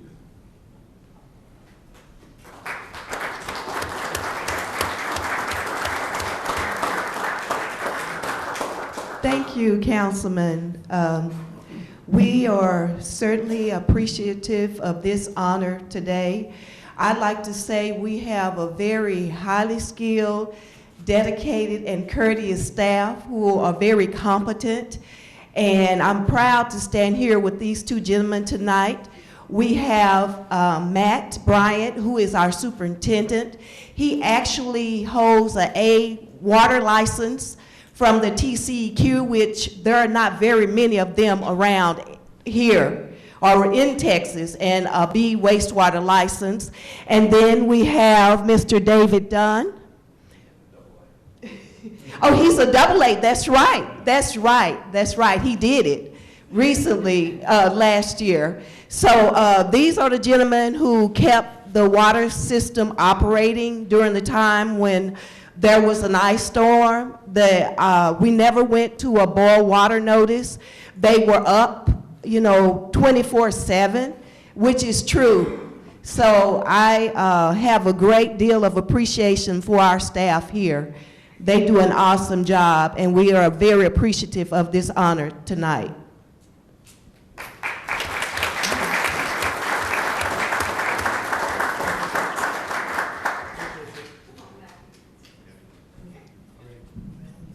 few honorable mentions who couldn't be here tonight. So we have overcome a lot of challenges. Say in my 14 years here, this is the strongest our division's ever been. The last few winter storms we've had have actually proved that. But that wouldn't have been the case if it weren't for David Dunn, the assistant superintendent who takes care of our backfill program and cross-connection program, pre-treatment. Ryan Shelley, who's been with us 30 years, he's our wastewater field supervisor. Michael Wright, our water field supervisor, who's been with us almost 20 years. And Jason Colton, not you, Jason Colston, he's gonna kill me tomorrow. Water systems operations supervisor who's been with us almost 10 years. So we have a very strongest crew I've ever seen. Thank you.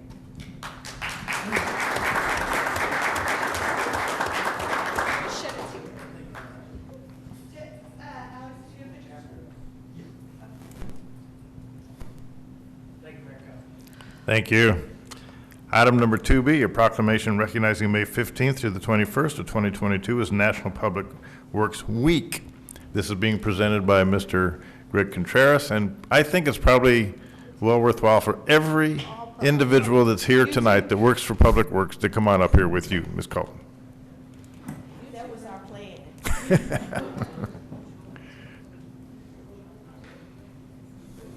David Dunn, you're not done, sir. Come on, Matt.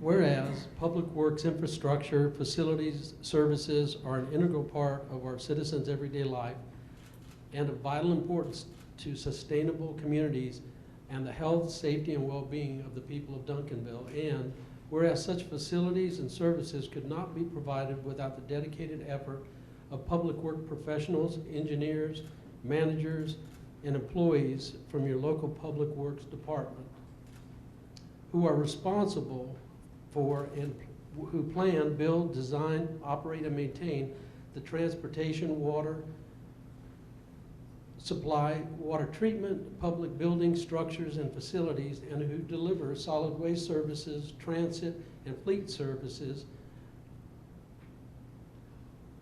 which are essential to serve our citizens. Excuse me. Whereas the efficiency of the qualified and dedicated personnel who staff our Public Works Department is materially influenced by the people's attitude and understanding of the importance of the work they perform. Whereas the men and women of the Public Works Department of the City of Duncanville unceasingly provide a vital public service. Now therefore, on behalf of Barry L. Gordon, Mayor of Duncanville, I do hereby call upon all the citizens of Duncanville and upon all patriotic, civic, and educational organizations to observe the week of May 15th through May 21st, 2022 as National Public Works Week, with the appropriate ceremonies and observances in which all of our people may join in commemorating Public Works Department employees of the City of Duncanville, past and present, who by their faithful and loyal devotion to their responsibilities have rendered a dedicated service to our community, and in doing so have established them for themselves an enviable and enduring reputation for preserving health, safety, and well-being of all citizens.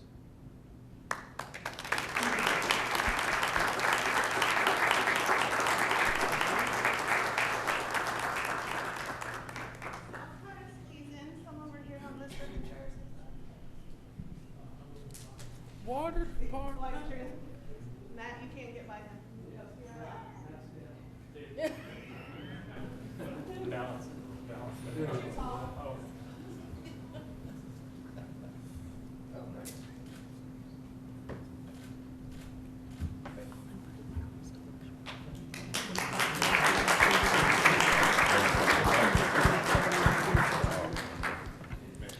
You know, I want to say one thing, that last week I had an opportunity to be in a Texas Municipal League conference on leadership. And one of the facilitators that was in that asked, what do you think the most important position in the city is? Well, being a mayor, I did not raise my hand because I didn't think mayor was the most important position in the city. A couple of mayors in the conference raised their hand and said, well, it's the mayor. And what that did to me was I said, well, it's time for me to oppose. So I raised my hand, the facilitator called on me, and I said, well, you know, the mayor may be the lightning rod, but the most important person in the city is the director of public works. My personal opinion, because that's what we touch as citizens every single day of our lives. We touch the streets, we touch the water, we touch the power, we touch the gas, we touch the fiber, we touch communications, we touch the telephone. Every single day you touch that. So my opinion, subject to opposition, if you can leave the room if you wish to, is that the Director of Public Works I see as the most important position in a municipality because it keeps the city running and it keeps our city fresh, it keeps the traffic moving, and it keeps the water, keeps the electricity, keeps the gas. You know, this is a term that comes under called infrastructure. Fancy term, but that's what it is. So on behalf of myself and I believe the council and even the rest of your peers in the staff, for all of you in Public Works, you do an incredible job. And I'm so proud of everybody that's here and all that you do.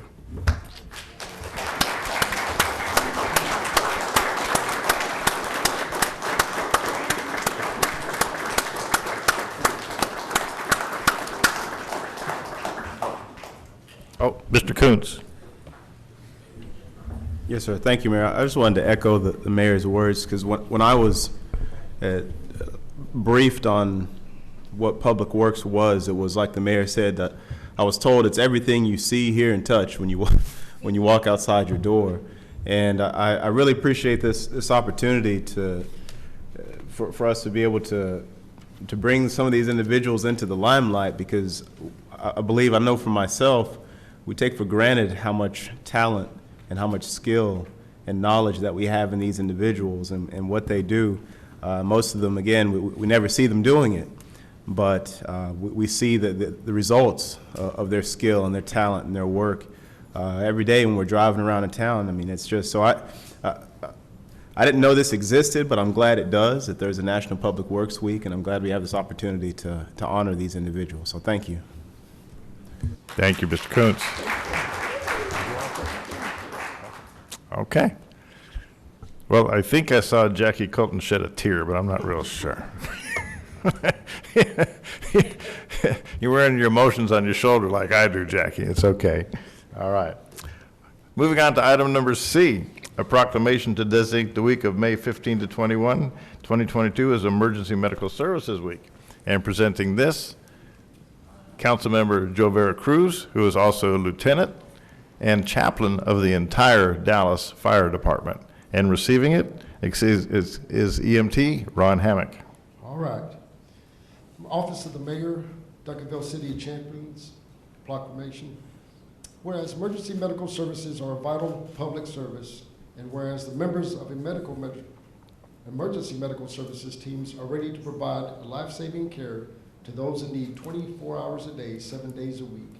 And whereas access to quality emergency care dramatically improves the survival and recovery rate of those who experience sudden illness and injury. Whereas the emergency medical services system consists of physicians, nurses, medical technicians, paramedics, firefighters, first responders, educators, administrators, and others.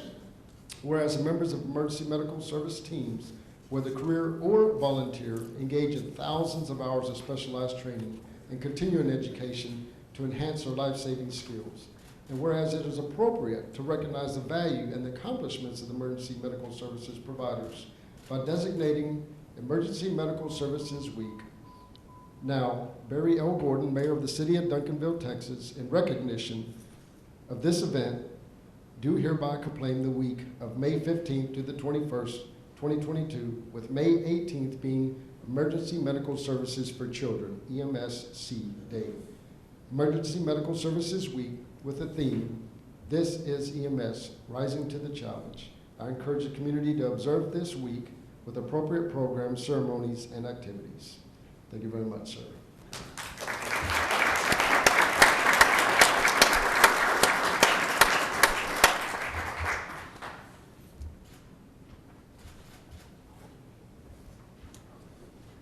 We'd just like to thank you all for your support. Couldn't be done without you, and it's an honor to serve this community.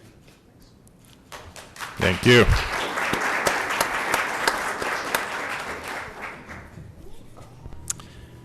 Moving on to item number 3 on our agenda, citizens' input. During the election period, comments are not broadcast or recorded.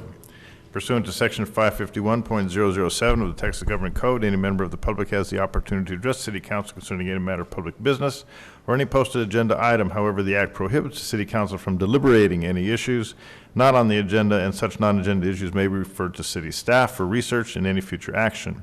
All persons addressing are subject to the council adopted rules and limitations permitted by law, and those limitations as adopted by this city council is that individuals wanted to address the council during this open period have a 2-minute time limitation. I'm going to give some explanation in terms of what we're going to be proceeding with tonight. I do have some citizen comments that have been written on our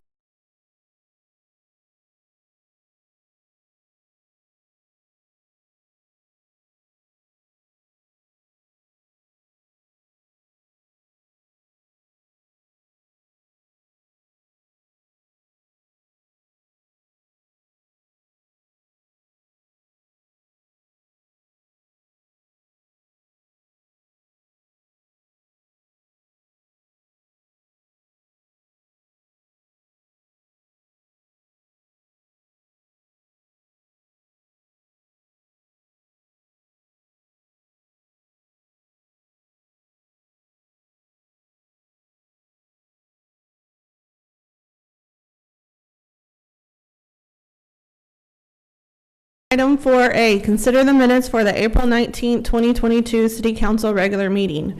4B, consider a resolution authorizing a micro-surfacing pavement treatment services contract with Viking Construction, Inc. through the City of Grand Prairie contract number 21478 with an estimated contract expenditure amount of $430,449.44.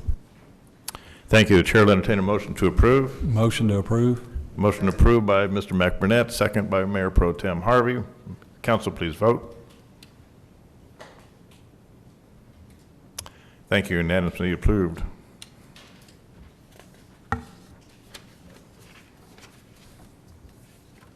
Okay.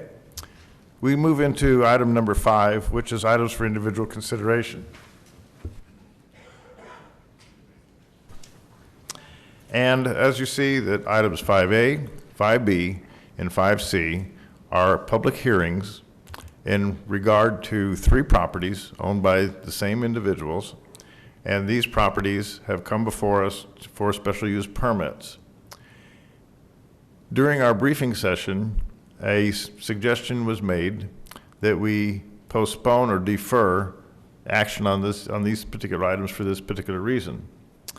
First, information was provided to the City Council yesterday that requires the City Council to understand, digest, and comprehend the detail and complexity of this information that was provided to us. I will advise straightforwardly that the information came from the applicants, Mr. and Mrs. Carlson, in an email to me. By our rule, in the rules of procedure for our city, any information received by any city council member, that information must be disseminated to all city council members in equitability and fairness. As a result of understanding that rule in our city charter, in our rules of procedure, I forwarded that email to our city manager and requested the city manager disseminate that email that was written by Mr. and Mrs. Carlson, the applicants, to the entire city council. It is replete with information that we need some time to understand, comprehend, and digest. Secondly, I felt in fairness to the applicants and to the city council to get that information and to be able to understand it quite well, we needed some time to do that. From yesterday to today, I did not feel there was ample time to completely understand the situation.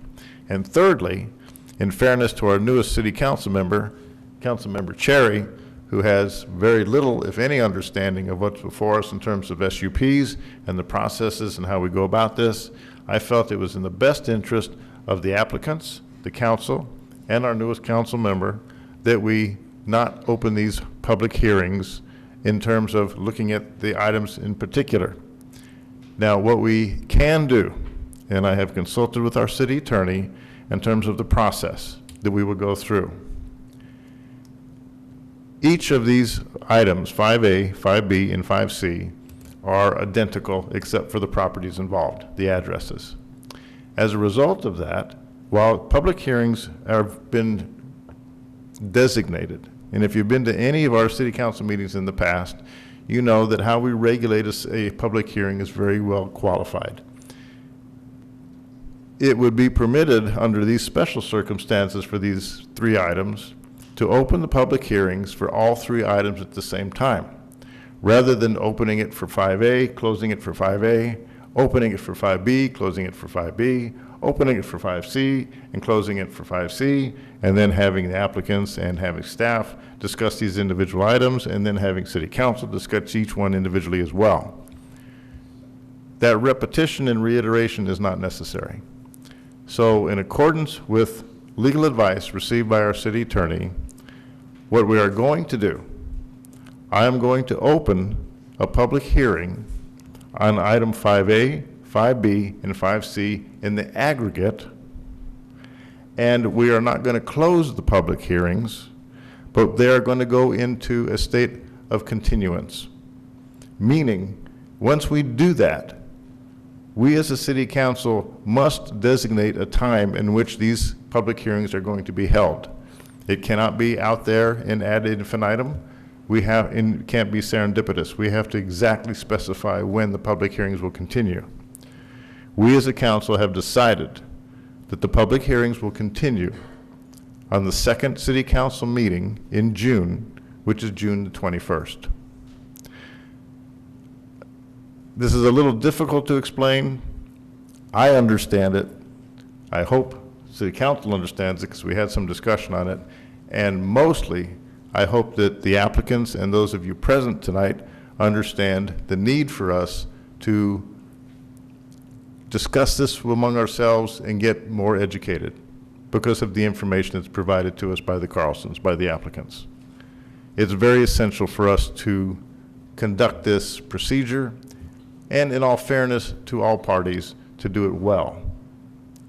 That's the position we have taken. So with that, what I'm going to do, I will open the public hearing. I will do it in the aggregate for items 5A, 5B, and 5C.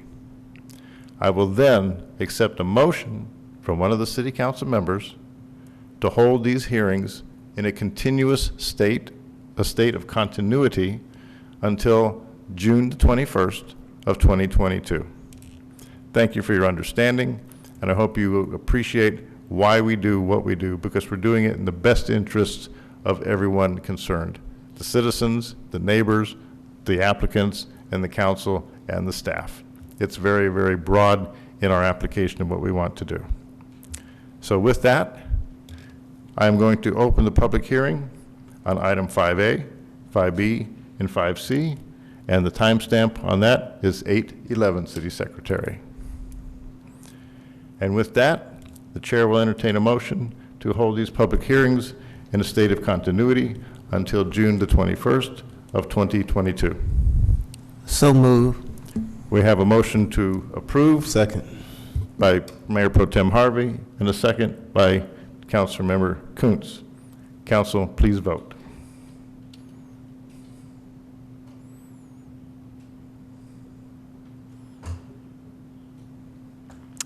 Thank you.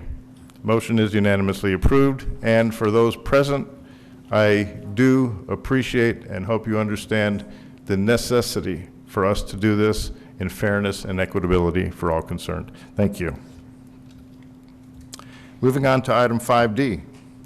Consider an ordinance amending Chapter 9A, Flood Damage Prevention, Article 5, Provisions for Flood Hazard Reduction, Section 9A-41, General Standards by amending subsection parens 4, Section 9A-42, Specific Standards by amending subsection parens 4, Manufactured Homes C parens 1, and subsection parens 5, Recreation Vehicles, Section 9A-44, Standards for areas of shallow flooding, parens AO/AH zones by amending section parens 1 to provide prerequisites to Community Rating System Flood Insurance Program updated by FEMA, providing a penalty clause and providing severability, effective date, and open meeting clauses. This item is presented to us by our engineer, John McLean. Mr. McLean, the floor is yours, sir. Thank you. Good evening, Council. My name is John McLean, and I am the Public Works Engineering Manager. This evening, I am presenting on the Flood Damage Prevention Ordinance amendment required to maintain our classification in the National Flood Insurance Program. Duncanville has 493 acres of land that is floodplain, which is nearly 7% of our city. The floodplain presents a real risk of flooding for many of our residents. In fact, flooding across Texas is of great concern. Texas has 6 of the 12 highest rainfall events ever recorded in a 24-hour period. Across the state, 3 out of every 8 structures built on floodplains does not have flood insurance. And in 2015, Texas Governor Greg Abbott declared disasters in 37 Texas counties due to flooding, and Texas had nearly $500 million in flood insurance claim payments. So to give you some background, in 1968, Congress passed the National Flood Insurance Act, which prompted the creation of the National Flood Insurance Program. Congress enacted the NFIP primarily in response to the lack of availability of private insurance and continued increases in federal disaster assistance due to flooding events. The NFIP the NFIP provides federally backed flood insurance for participating communities. To participate in the NFIP, a community must meet the minimum standards laid out in the community rating system. Residents are not able to obtain flood insurance in communities not participating in the NFIP or those who have been disqualified from the NFIP. The City of Duncanville actively participates in the NFIP through public education, flood mapping, department requirements, and the drainage system maintenance. Under CRS, flood insurance premiums for the community's residents and businesses are discounted based on the community's activities to reduce flood damage.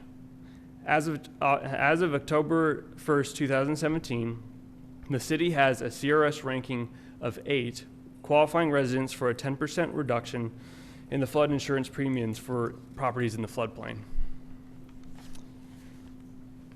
The amendments necessary to comply with the CRS requirements pertain to freeboard. And I'd like to explain what freeboard is real quick. Freeboard is basically the distance from, or the height from the base flood elevation during the 100-year storm to the base floor elevation of a structure.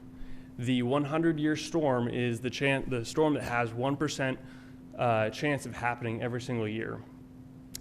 With these new requirements, in January 2021, the NFIP increased the minimum requirement from no freeboard to a 1-foot freeboard for all residential buildings constructed, substantially improved, or reconstructed due to substantial damage. Duncanville currently exceeds that requirement by maintaining a 2-foot freeboard for residential structures. However, there are some parts of our ordinance that do need to be updated to remain compliant and maintain our status as a Class 8 community. And I'd like to highlight what those are. So the sections that are going to be impacted are the MEP and the HVAC facilities. Those are now required to be elevated 1 foot above the base flood elevations, and that's for facilities that are not yet constructed or substantially damaged. So those will be elevated when they're installed if they are within the floodplain.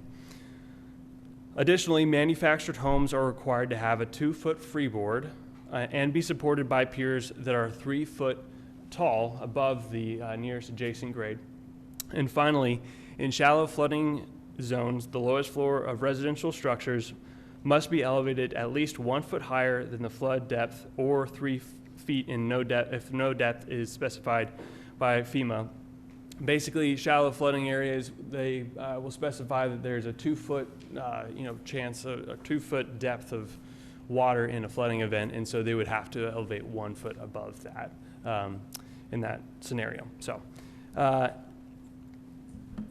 to just kind of highlight the sections that are being updated, the red text is what is being added, the verbiage that is being added to the ordinance.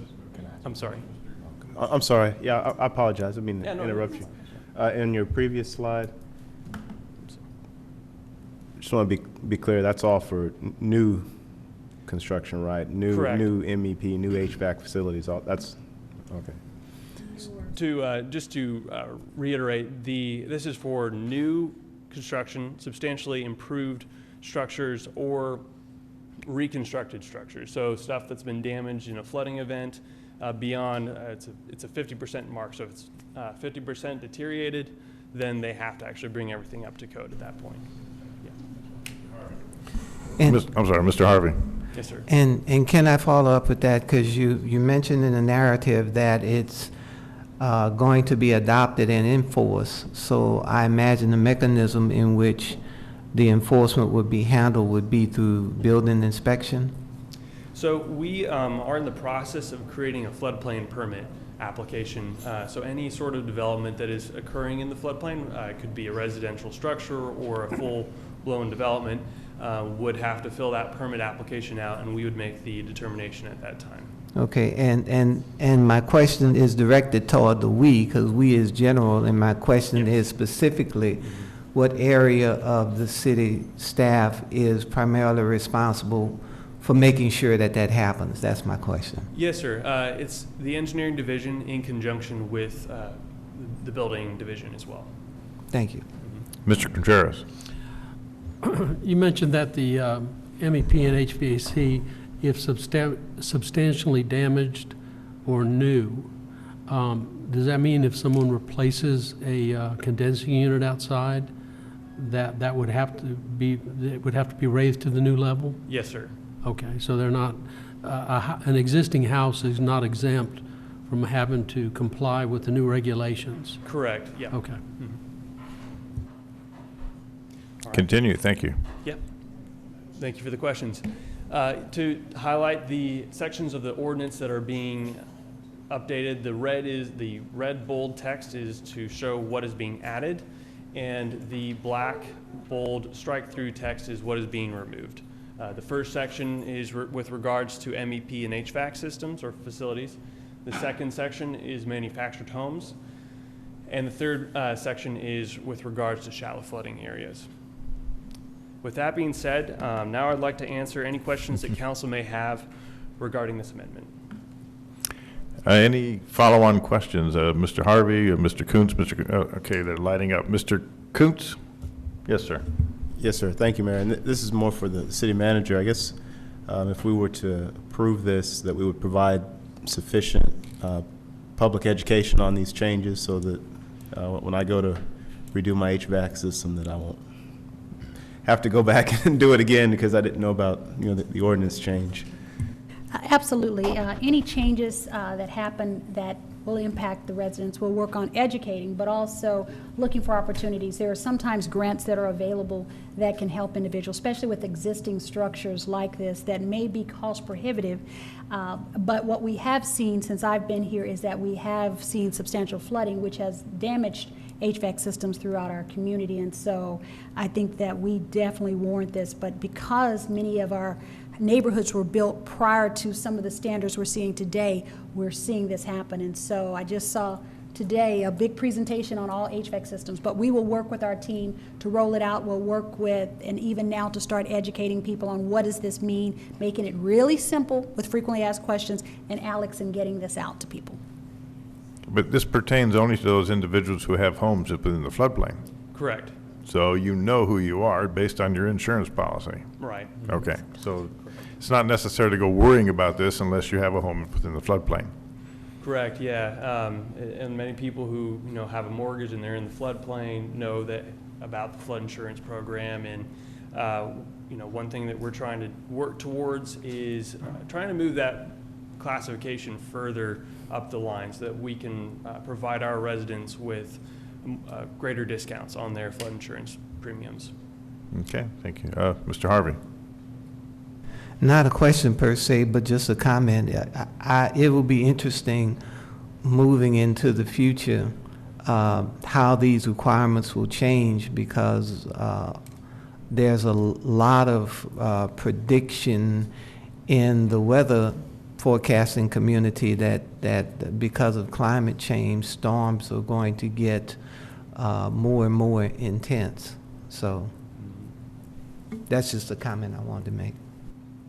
Correct, yeah. We've had a lot of high-intensity events in the last 20 years that we hadn't seen in the last 100 years of recorded data.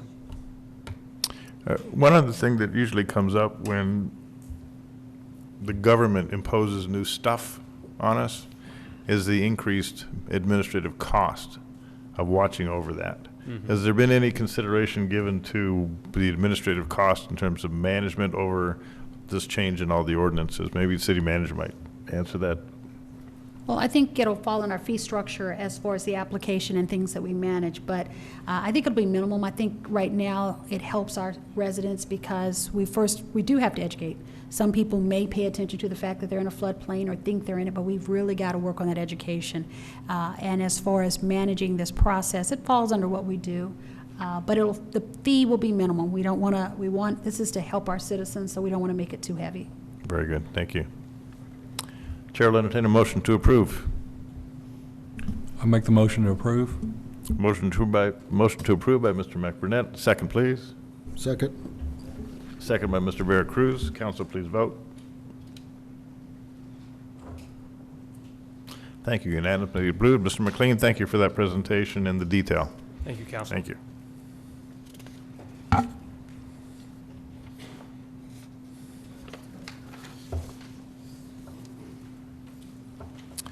We did not have an executive session. There is no action to be taken as a result.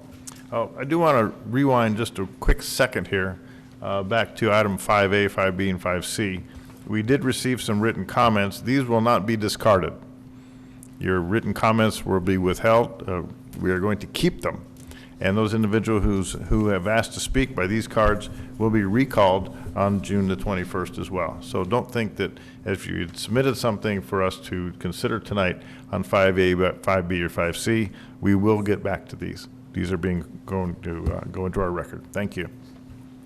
Moving on to item number 6, staff and board reports. Received the monthly financial report as of March 31st, 2022. Ms. Atmore.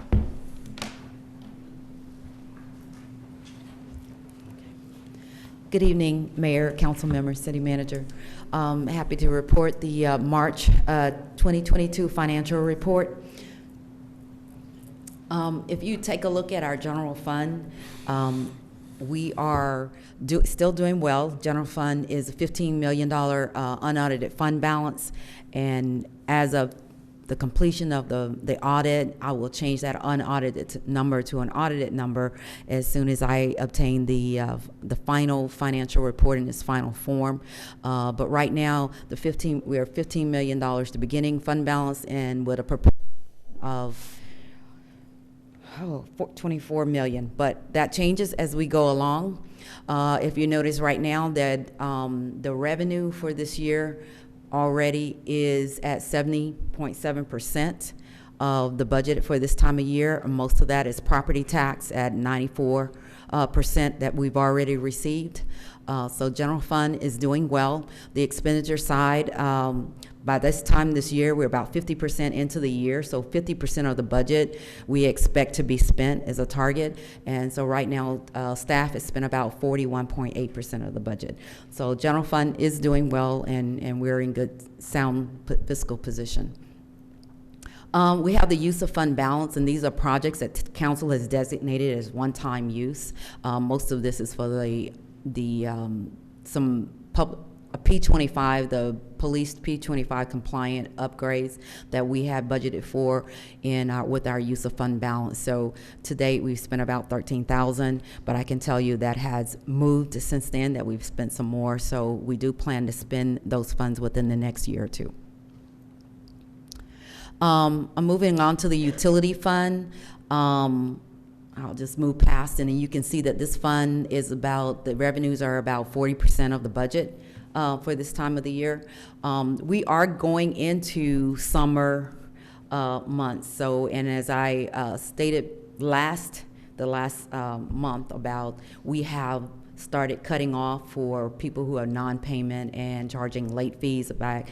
Again, because of the COVID, we've coming out of COVID, the recovery, and so we've seen a lot of revenue intake. We've also seen people who haven't paid utility bills for quite a while come in and pay their bills. So we will see some uptick in a little revenue for the next April and May. So I'm guesstimating that there's going to be an increase in the revenue for the utility fund. If you look at the expenditures for the utility fund, they're about 36% spent right now. Some of that we have budgeted for a transfer to the CIP fund of about $5 million. We are estimating that we are going to eat into about $2.2 million of the fund balance of this fund. This is the utility CIP fund. This is for capital projects, mostly dealing with the utility infrastructure, water and sewer lines or storage facilities. And so these are the projects that they're working on. Again, the Public Works is also right now putting together a CIP plan for utility infrastructure so that we see where we are during the year and see if we need to kind of amend or adjust the budget for the utility expenditures for the projects right now. Okay. This is the Economic Development Fund. Their fund is doing well with the grants and incentives that they have, and so right now is ending fund balance is about $4.4 million. The Fieldhouse Fund, this fund for this month of March, they've got a little bit of expenditures that they're a little more expenditures than revenues for this month, and we still have a $1.6 million deficit in this fund at this point.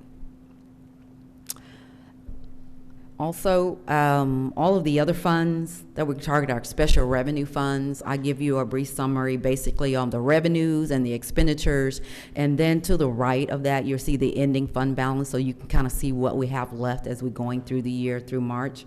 And so you can kind of take a look at those as you are looking at all your funds for the city that you have. So there are about 2 pages of special revenue funds. Down at the bottom of this page, you will see our American Rescue Plan Fund. This is where we are to date on our expenditures for our ARPA funds. So you can take a look at that. We still have about $4.2 million left in fund balance on that fund. These are our debt service and capital replacement funds. This includes your fleet replacement fund, your IT replacement funds, and some of your park improvements and capital project constructions. The one at the bottom where it says capital projects construction, that's where most of the bond money from 2019 came in.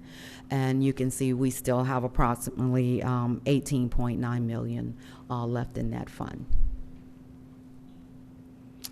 That's about it. That kind of wraps it up, except your other enterprise, which is drainage and sanitation. And I can tell you that the drainage fund, it's either the sanitation fund, we had an emergency come up, and so we are spending probably more than we anticipated. We'll probably eat into the fund balance on this fund this year, just to take care of that emergency that arose. So that's kind of where we are to date, but expect some more expenditures to come out of that fund. Okay. Yes, sir. And so can you give us a little bit more information about the emergency that occurred, and it may not be a fair question for you, it may be more for Public Works, but a little bit more information about the nature of the emergency that incurred, and does it have any, as we move into the future, is it something that needs to be addressed through an additional capital project? So thank you, Councilman, for your question. So the emergency that occurred relates to a drainage issue and having to replace a retaining wall in the 10 Mile Creek area. Okay. So as a result of an initial citizen inquiry and staff review, we discovered that there is a major retaining wall at 10 Mile Creek that needs to be repaired and improved. Okay, so if I understand you correctly, there's more to be done. Yes, sir. It's currently under design now. Okay. All right. Thank you. Thank you. Mr. Contreras.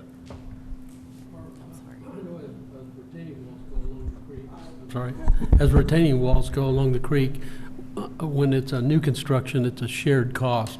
In this case, we're having to absorb the entire cost? Okay. The reason why the city is responsible for the improvement or repair of these walls is because the city initially built it 100%. Okay. But yeah, we do enter into agreements with homeowners where we participate 50-50 on bag walls, but that's separate from what we're doing with this one. Thank you. Thank you. Ms. Atmore. Yes. Getting more back to accounting. And I'll have more information on this on the No, it's next okay. monthly report. I'm paying particular attention to all of your reports in terms of highlighting these numbers are unaudited. Yes. And the fact that we just came through our annual audit. Is there any importance that we should attach to these numbers being unaudited? Or do we put reliance on these numbers because you say so? They are very close. As I look in the audit, I say unaudited because as things change in the audit, the numbers can change slightly. They're not going to change a whole lot. As I looked at some of these numbers, as I looked at the final financial report, but in the next report, April, you will see them being finalized. So I will show them in the report as not being unaudited, but the beginning fund balances will be audited. Okay, so I update as we get the final report, so you'll know exactly what you start off the budget with for 22. So is the designation of these funds being unaudited a requirement under GASB?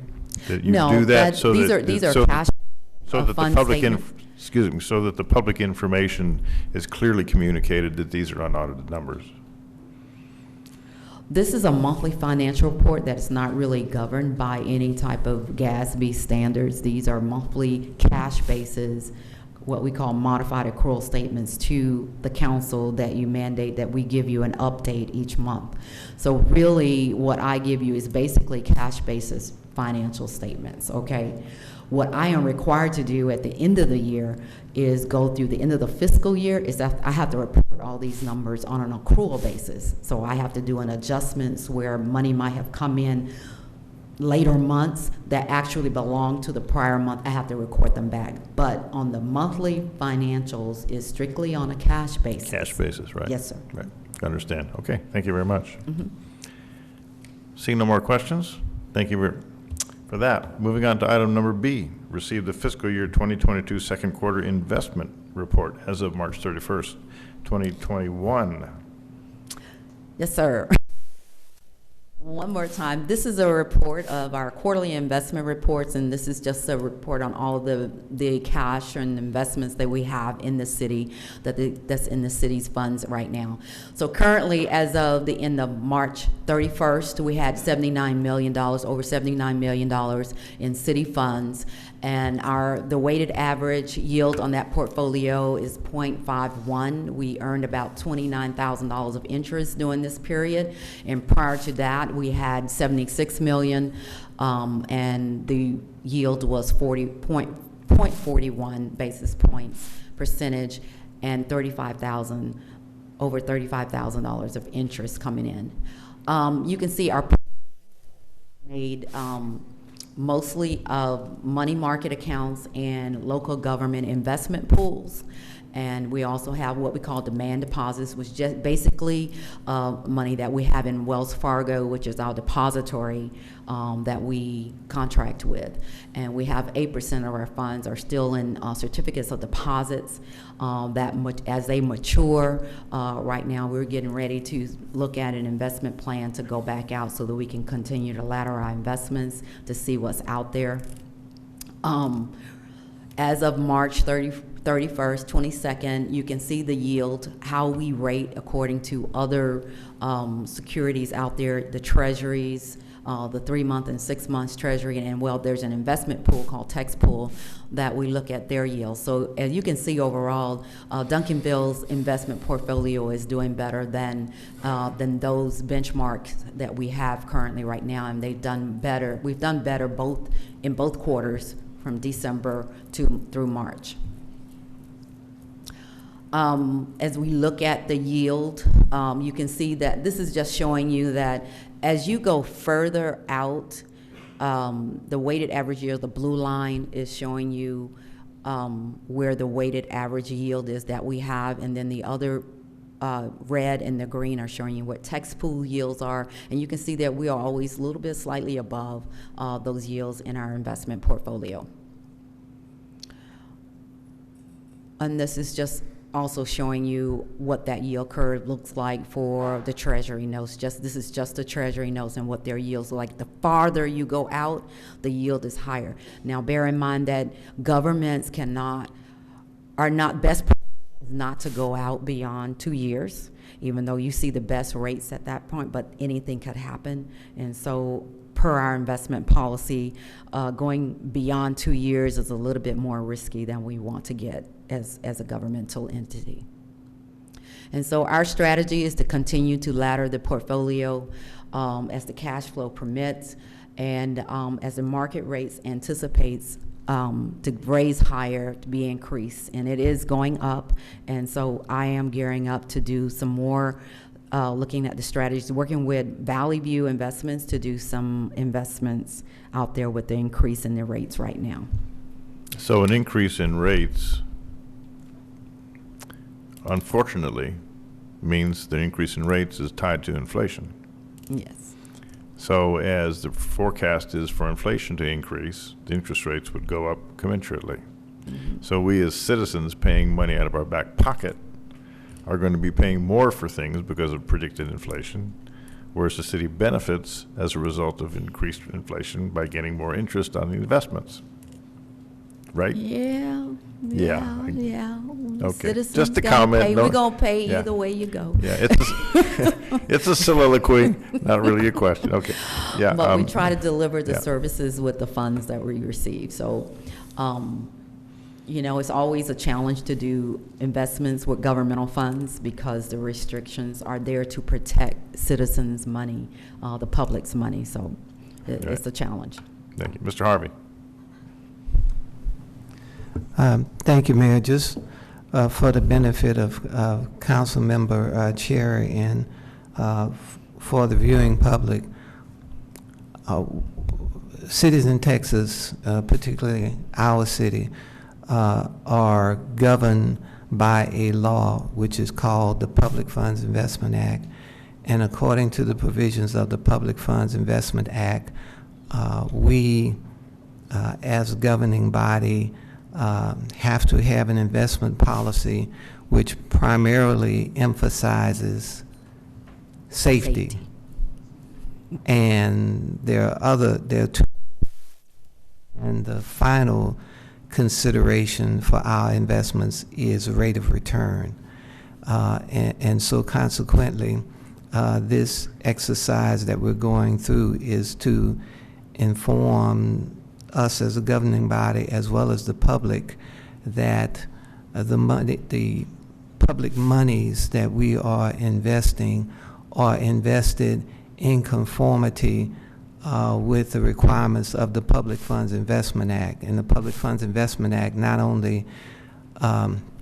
we not only as a governing body dictate what we can invest in, but also for how long, because the longer the investment, the more risk is involved. That is very, very true. And so I just felt like it would be good for those of us who do not know what's going on behind the investment portfolio. And trust me, the city officers are not authorized to invest in cryptocurrency. That will not happen under the watch of this council, if I could speak on behalf of all the council members. And I think we all share that, so except for the mayor, he might want to invest in cryptocurrency. I just want to invest in something more than 0.0005. That's okay. I would too. I wish I could, Yeah. but it is Any not other there. questions or comments, Ms. Atmore? Thank you very much. I do want to remind you, Yes. Mayor, that in our prior meeting, we had designated Councilmember Cooks, former Councilmember Cooks, as a member of the investment committee. So if you may want to, since he is not on the board and Ms. Cherry has taken his seat, so we need another appointment to the investment committee. We will take that under consideration. Yes. Thank you very much. Thank you. Thank you. Moving on to item 6C, receive the Police Department Quarterly Report. Chief Lavigny, please.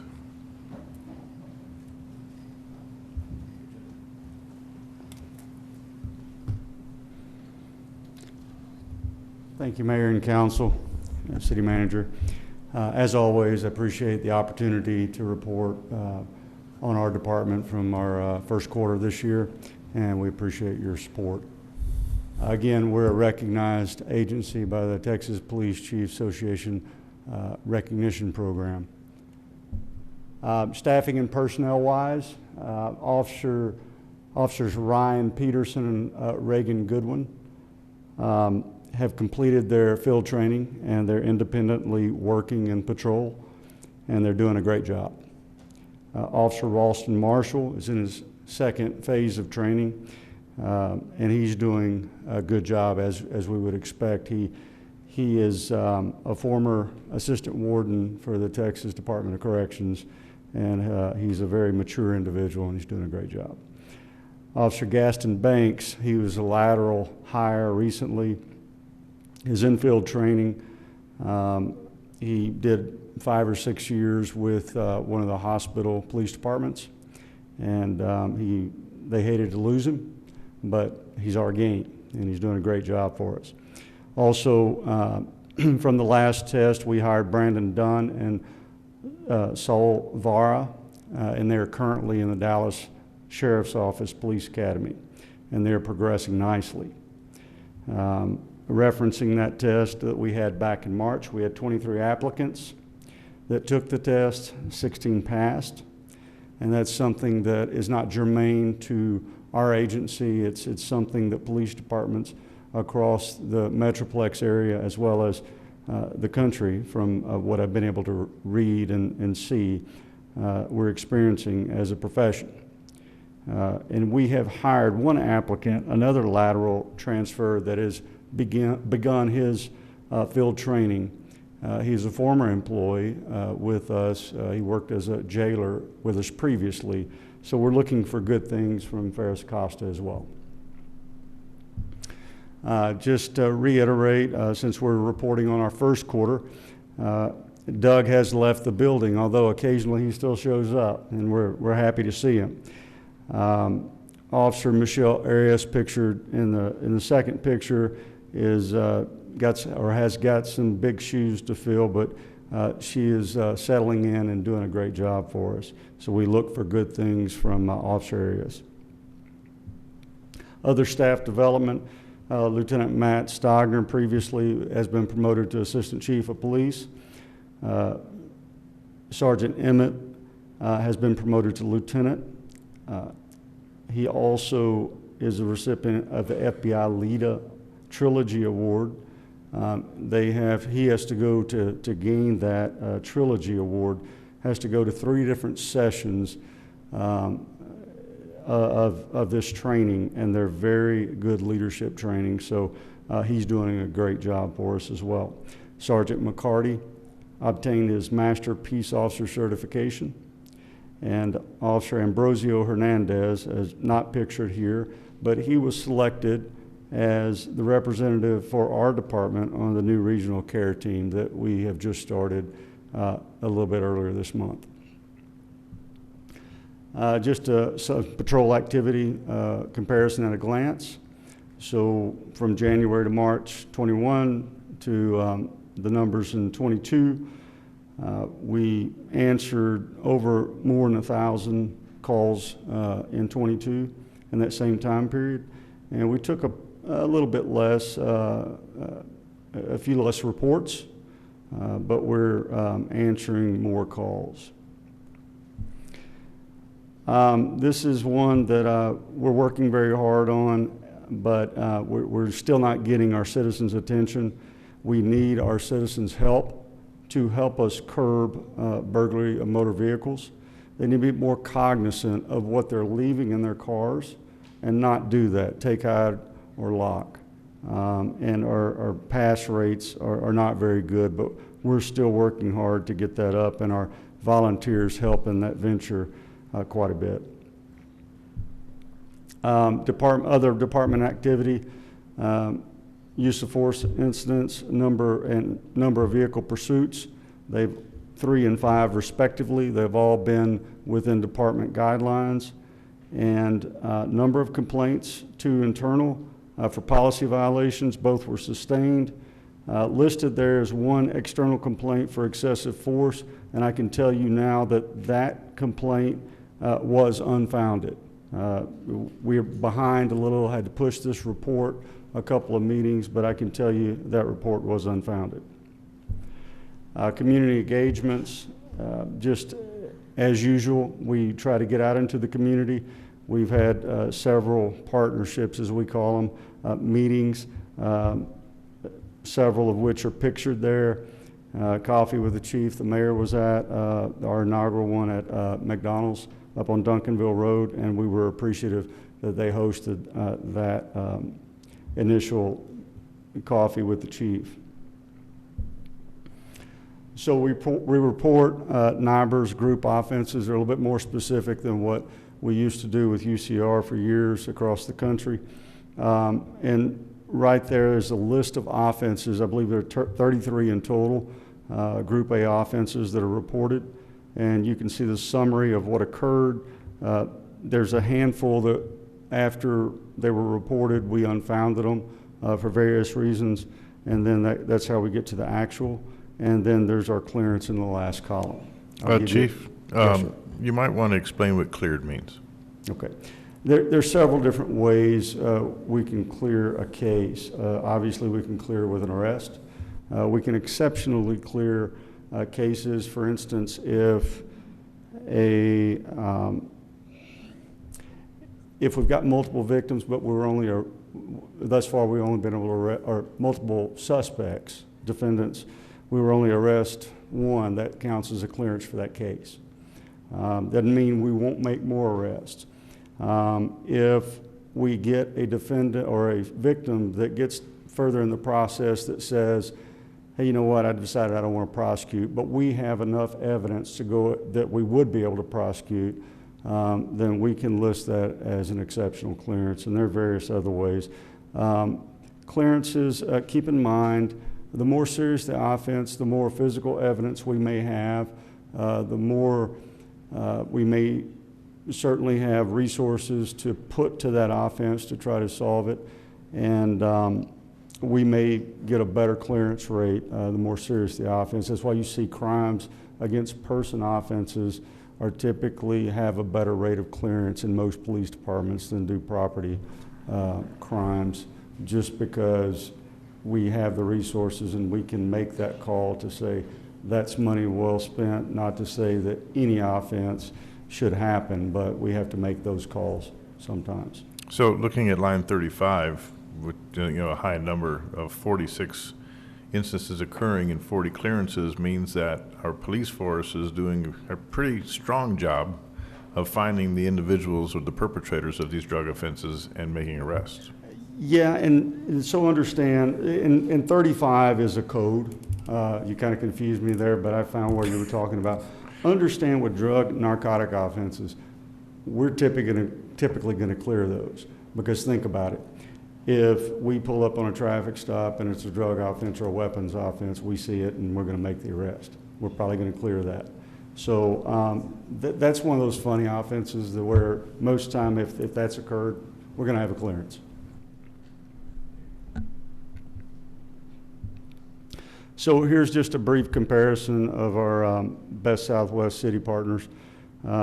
Just total Group A numbers of all those offenses aggregately posted for each city during each month. I'm sure Lancaster is reported by now, but again, this report's coming a little bit later, and but we don't have that last month, so I'll give you a minute to look at that.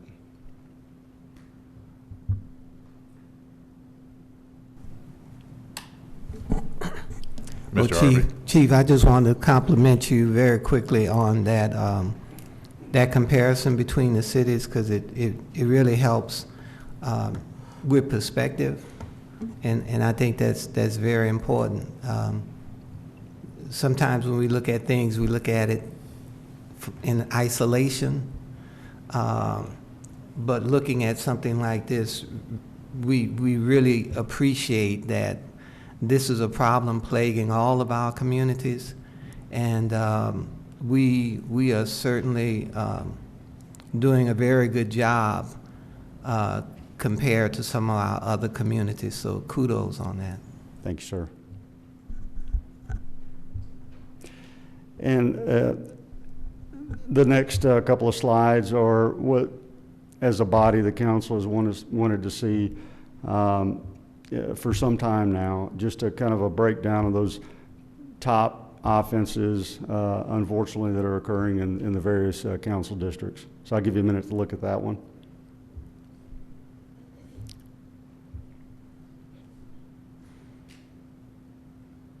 And then we'll go from January to February, same offenses.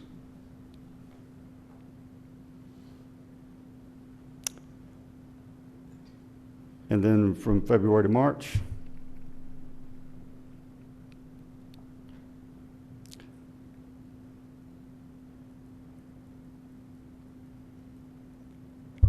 Any questions? Mr. Contreras. Yes, thank you, Mayor. On those last two charts that you showed, when you see a particular district that is having an increase in particular areas, are there adjustments that you make to try to focus in on that to get those numbers down? We do look, and I'll tell you, the crimes that seem to plague us are the burglary of vehicles, the catalytic converter thefts. We are currently looking at some strategies for specifically the catalytic converters that may help us. And but to your question, we constantly look at offenses. Our criminal investigation lieutenant reviews every report, assigns every report that has some solvability factors. If we see something we need to adjust, see a trend, then we will let our patrol officers know, or whatever group of personnel know, and we'll put those resources there. Oh, thank you. Seeing no more questions, thank you, Chief. Appreciate it. Thank you. Moving on to item 6D, receive the Economic Development Department Quarterly Report. Economic Development Manager Clay Mansell. Mr. Mansell. Good evening, Mayor, members of council. I think I'm the last thing before we get to go home tonight, so I'll make it quick. I'm, of course, Clay Mansell. I'm the Economic Development Manager for the Economic Development Corporation. Tonight, we just have a couple of things to update you on, and here they are. Predominantly, I want to bring attention to our ARPA program for our small business assistance, legislative update, and some of the things we've been doing around the city. So in terms of major accomplishments, we actually have 55 now small businesses here in Duncanville apply for our ARPA program. I will say, when we put these dates together, the May 9th, May 16th, and May 23rd, we only had 32 applicants. So that's a very good thing that our businesses are engaging with us, but that has significantly increased the administrative responsibility of having to review all the processes or all the applications for accuracy to make sure they are who they say they are and that they are needy businesses that have been negatively impacted by COVID-19. So we're definitely trying our best to meet these deadlines, but with the increased load of nearly 23 additional businesses, we are trying our best to accommodate that. So, LAD property, I don't have to tell anyone here that the community, we heard them loud and clear, and so LAD property is continuing with the preservation movement currently. Wheatland Plaza, the EDC approved a grant along with City Council for $1.5 million to revitalize that strip center, and $500,000 of that $2 million was a certificate of deposit to go along with the banknote. Redistricting was accomplished, partial team effort, but Director Garcia was definitely a key instrument in making sure that that process went really smoothly. We also had a legislative update that was sent out that summarized the 87th Texas legislative session. It was quite a session with 3 special sessions.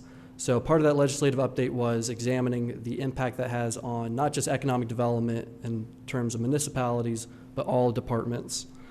And going forward, part of legislative advocacy is also keeping in touch with our other departments in the city, making sure that if there are interim charges before the next legislative session, they are aware of things that are going on in Austin. And certainly with the 88th legislative session coming up in 2023, we're definitely monitoring that as well. That should say January 2022, I apologize. Another thing we did was we had our first sort of marketing effort building up to the Dallas Regional Chamber Economic Development Guide, which the advertisement there is on your right. This is an advertisement that reaches Fortune 1000 CEOs, international trade delegations, site selection professionals, brokers, and developers. And so it's definitely the guide to be in our area, and we were in it. A part of our advertisement was our tagline for this marketing effort was Urban Access, Hometown Feel. We hope to encapsulate that while we have with I-20 and 67 the accessibility of any of our neighbors in the Metroplex. We wanted to really emphasize that we're a community where we have civic engagement, nature, quality schools, good housing stock, home ownership, and just that hometown feel that you get living here.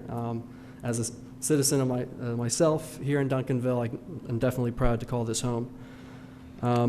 If I may interject, Yes, sir. I've been in a couple meetings with the new senior director of the Dallas Regional Chamber, and some individuals may wonder, what are we doing participating with the Dallas Regional Chamber? Well, the fact of the matter is that the Dallas Regional Chamber is now expanding their purview in terms of what they can do for the entire region. Yes, sir. Matter of factly, they used to be focused on the north, where they felt that all the median income was much higher. But with the new director, Mr. Euler, that I've had some conversations with, they do now understand that the entire Metroplex that they can affect positively, and the Dallas Regional Chamber, using that term properly, applies to Southern Dallas County, Southwest Dallas County as well. Absolutely. So our ability to input this information and presenting it as you have and putting it together as professionally as has been done by you and Mr. Garcia, I commend you for this, because this is a very, very strong move on the part of our city and a part of your office. Thank you, sir. I appreciate that. And if it's all right, I would like to compliment Mr. Alex Hamby for helping us with the graphic design on this as well. So we really appreciate that. Always a family, always a team. Yep. Really is a team effort. A part of these applications, again, kind of like Chief Lavigny mentioned, our presentations were put together before we had some hiatus here in the early part of April, or the later part of April. And so we've actually had probably 3 or 4 additional applications in that time. Of those 5 applications you see on your screen, 1 has been approved for $14,800 to revitalize that property by Sarah Mitchell.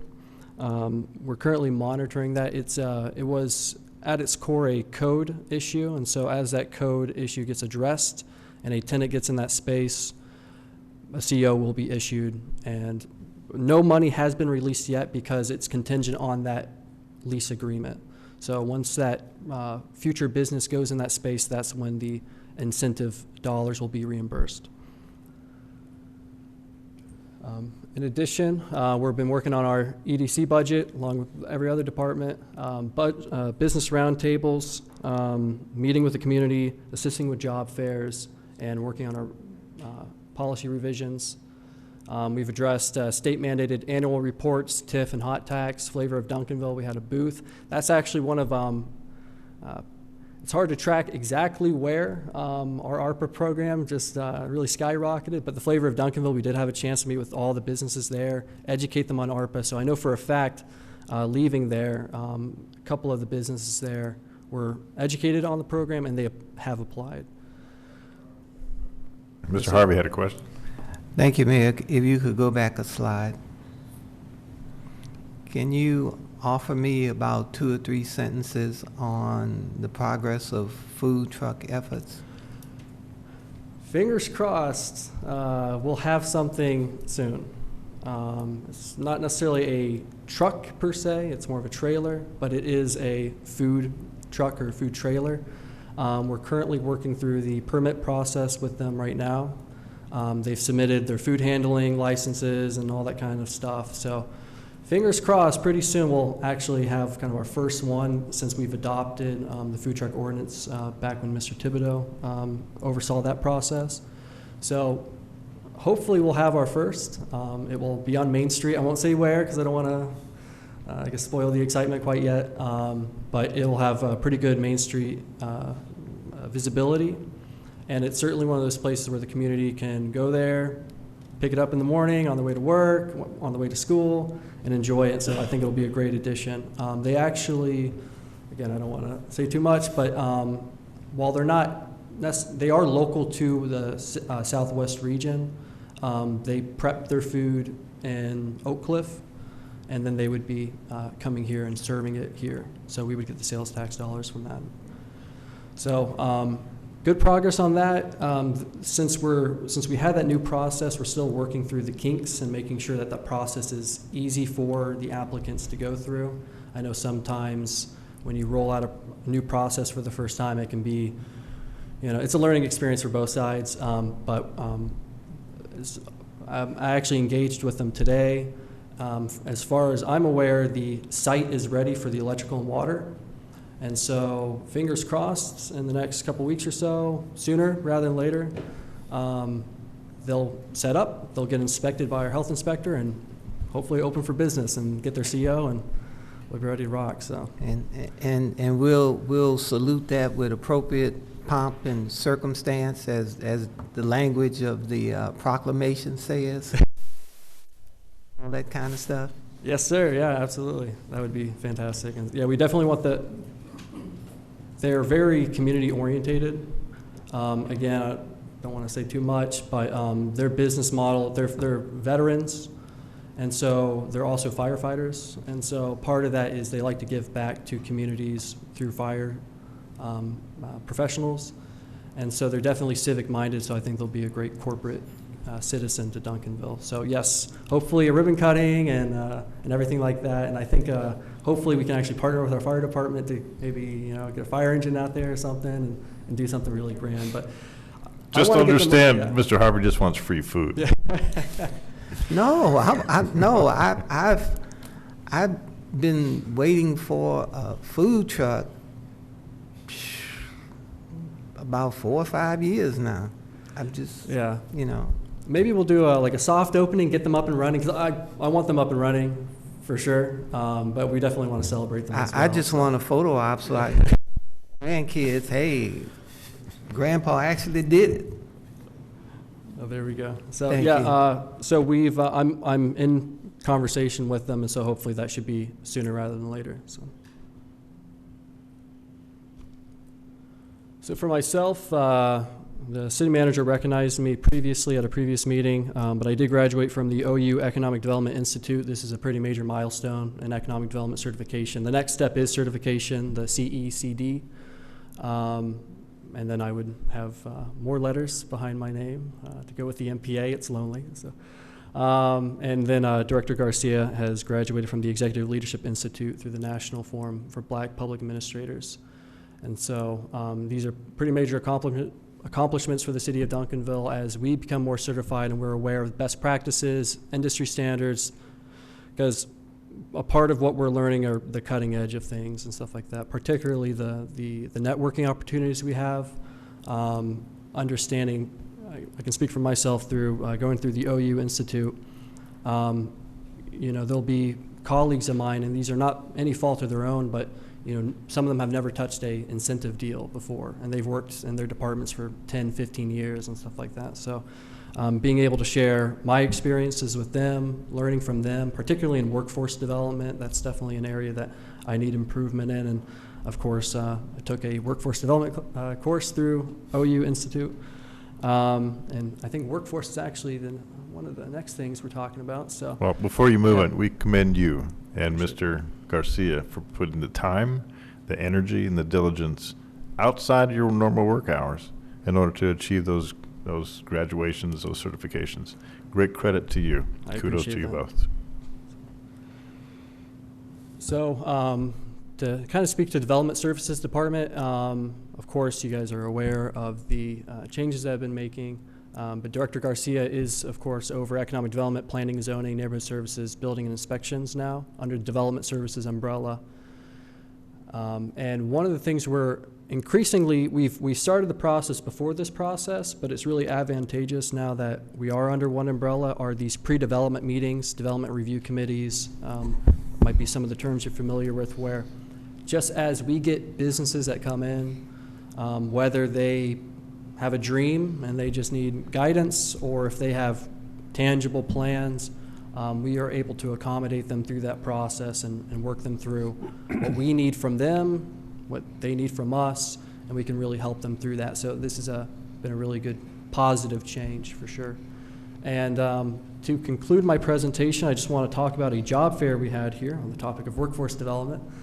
The UT Southwestern is opening up a new medical center at Redbird Mall, and they, a part of that, promoting that new center was they need employees.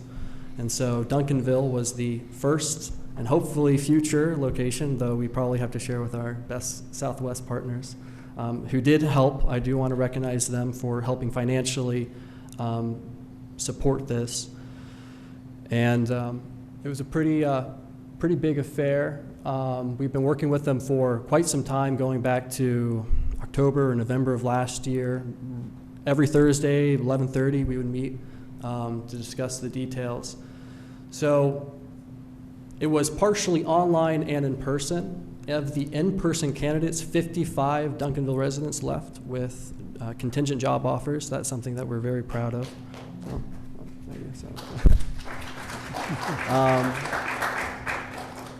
And that's just people who left with job offers. About 200 candidates were interviewed, and so hopefully, fingers crossed, they had follow-up interviews.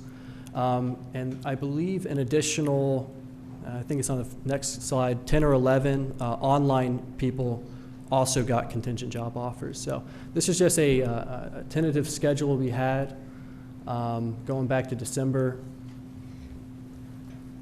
And so of the campaign, I definitely want to recognize, of course, as I mentioned, our Best Southwest partners, but also UT Southwestern.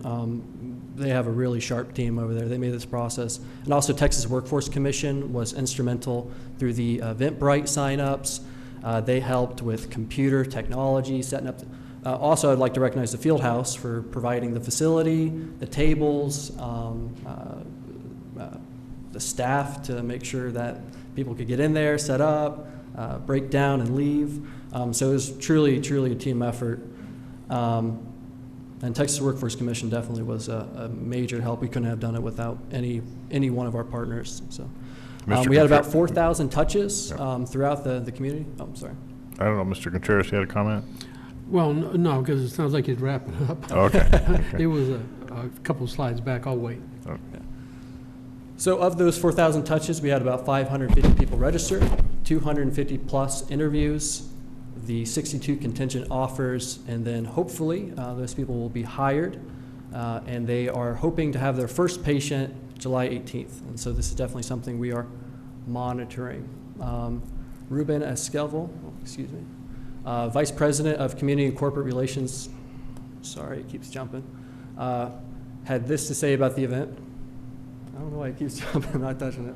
It's good. We got it. So, We're good. Anyways, he congratulated the city of Duncanville for its participation in this. Preliminary numbers exceeded their expectations, and they couldn't have been more pleased with the quality that Duncanville had to offer to them in the facility. So again, I would just like to thank everyone involved, and you can kind of see it on that board right there, everyone who did help. So that's all I had. Good. Mr. Contreras. Well, I'll wait till we get on pace with our slides here, because there was a particular slide, maybe back 81 or 82.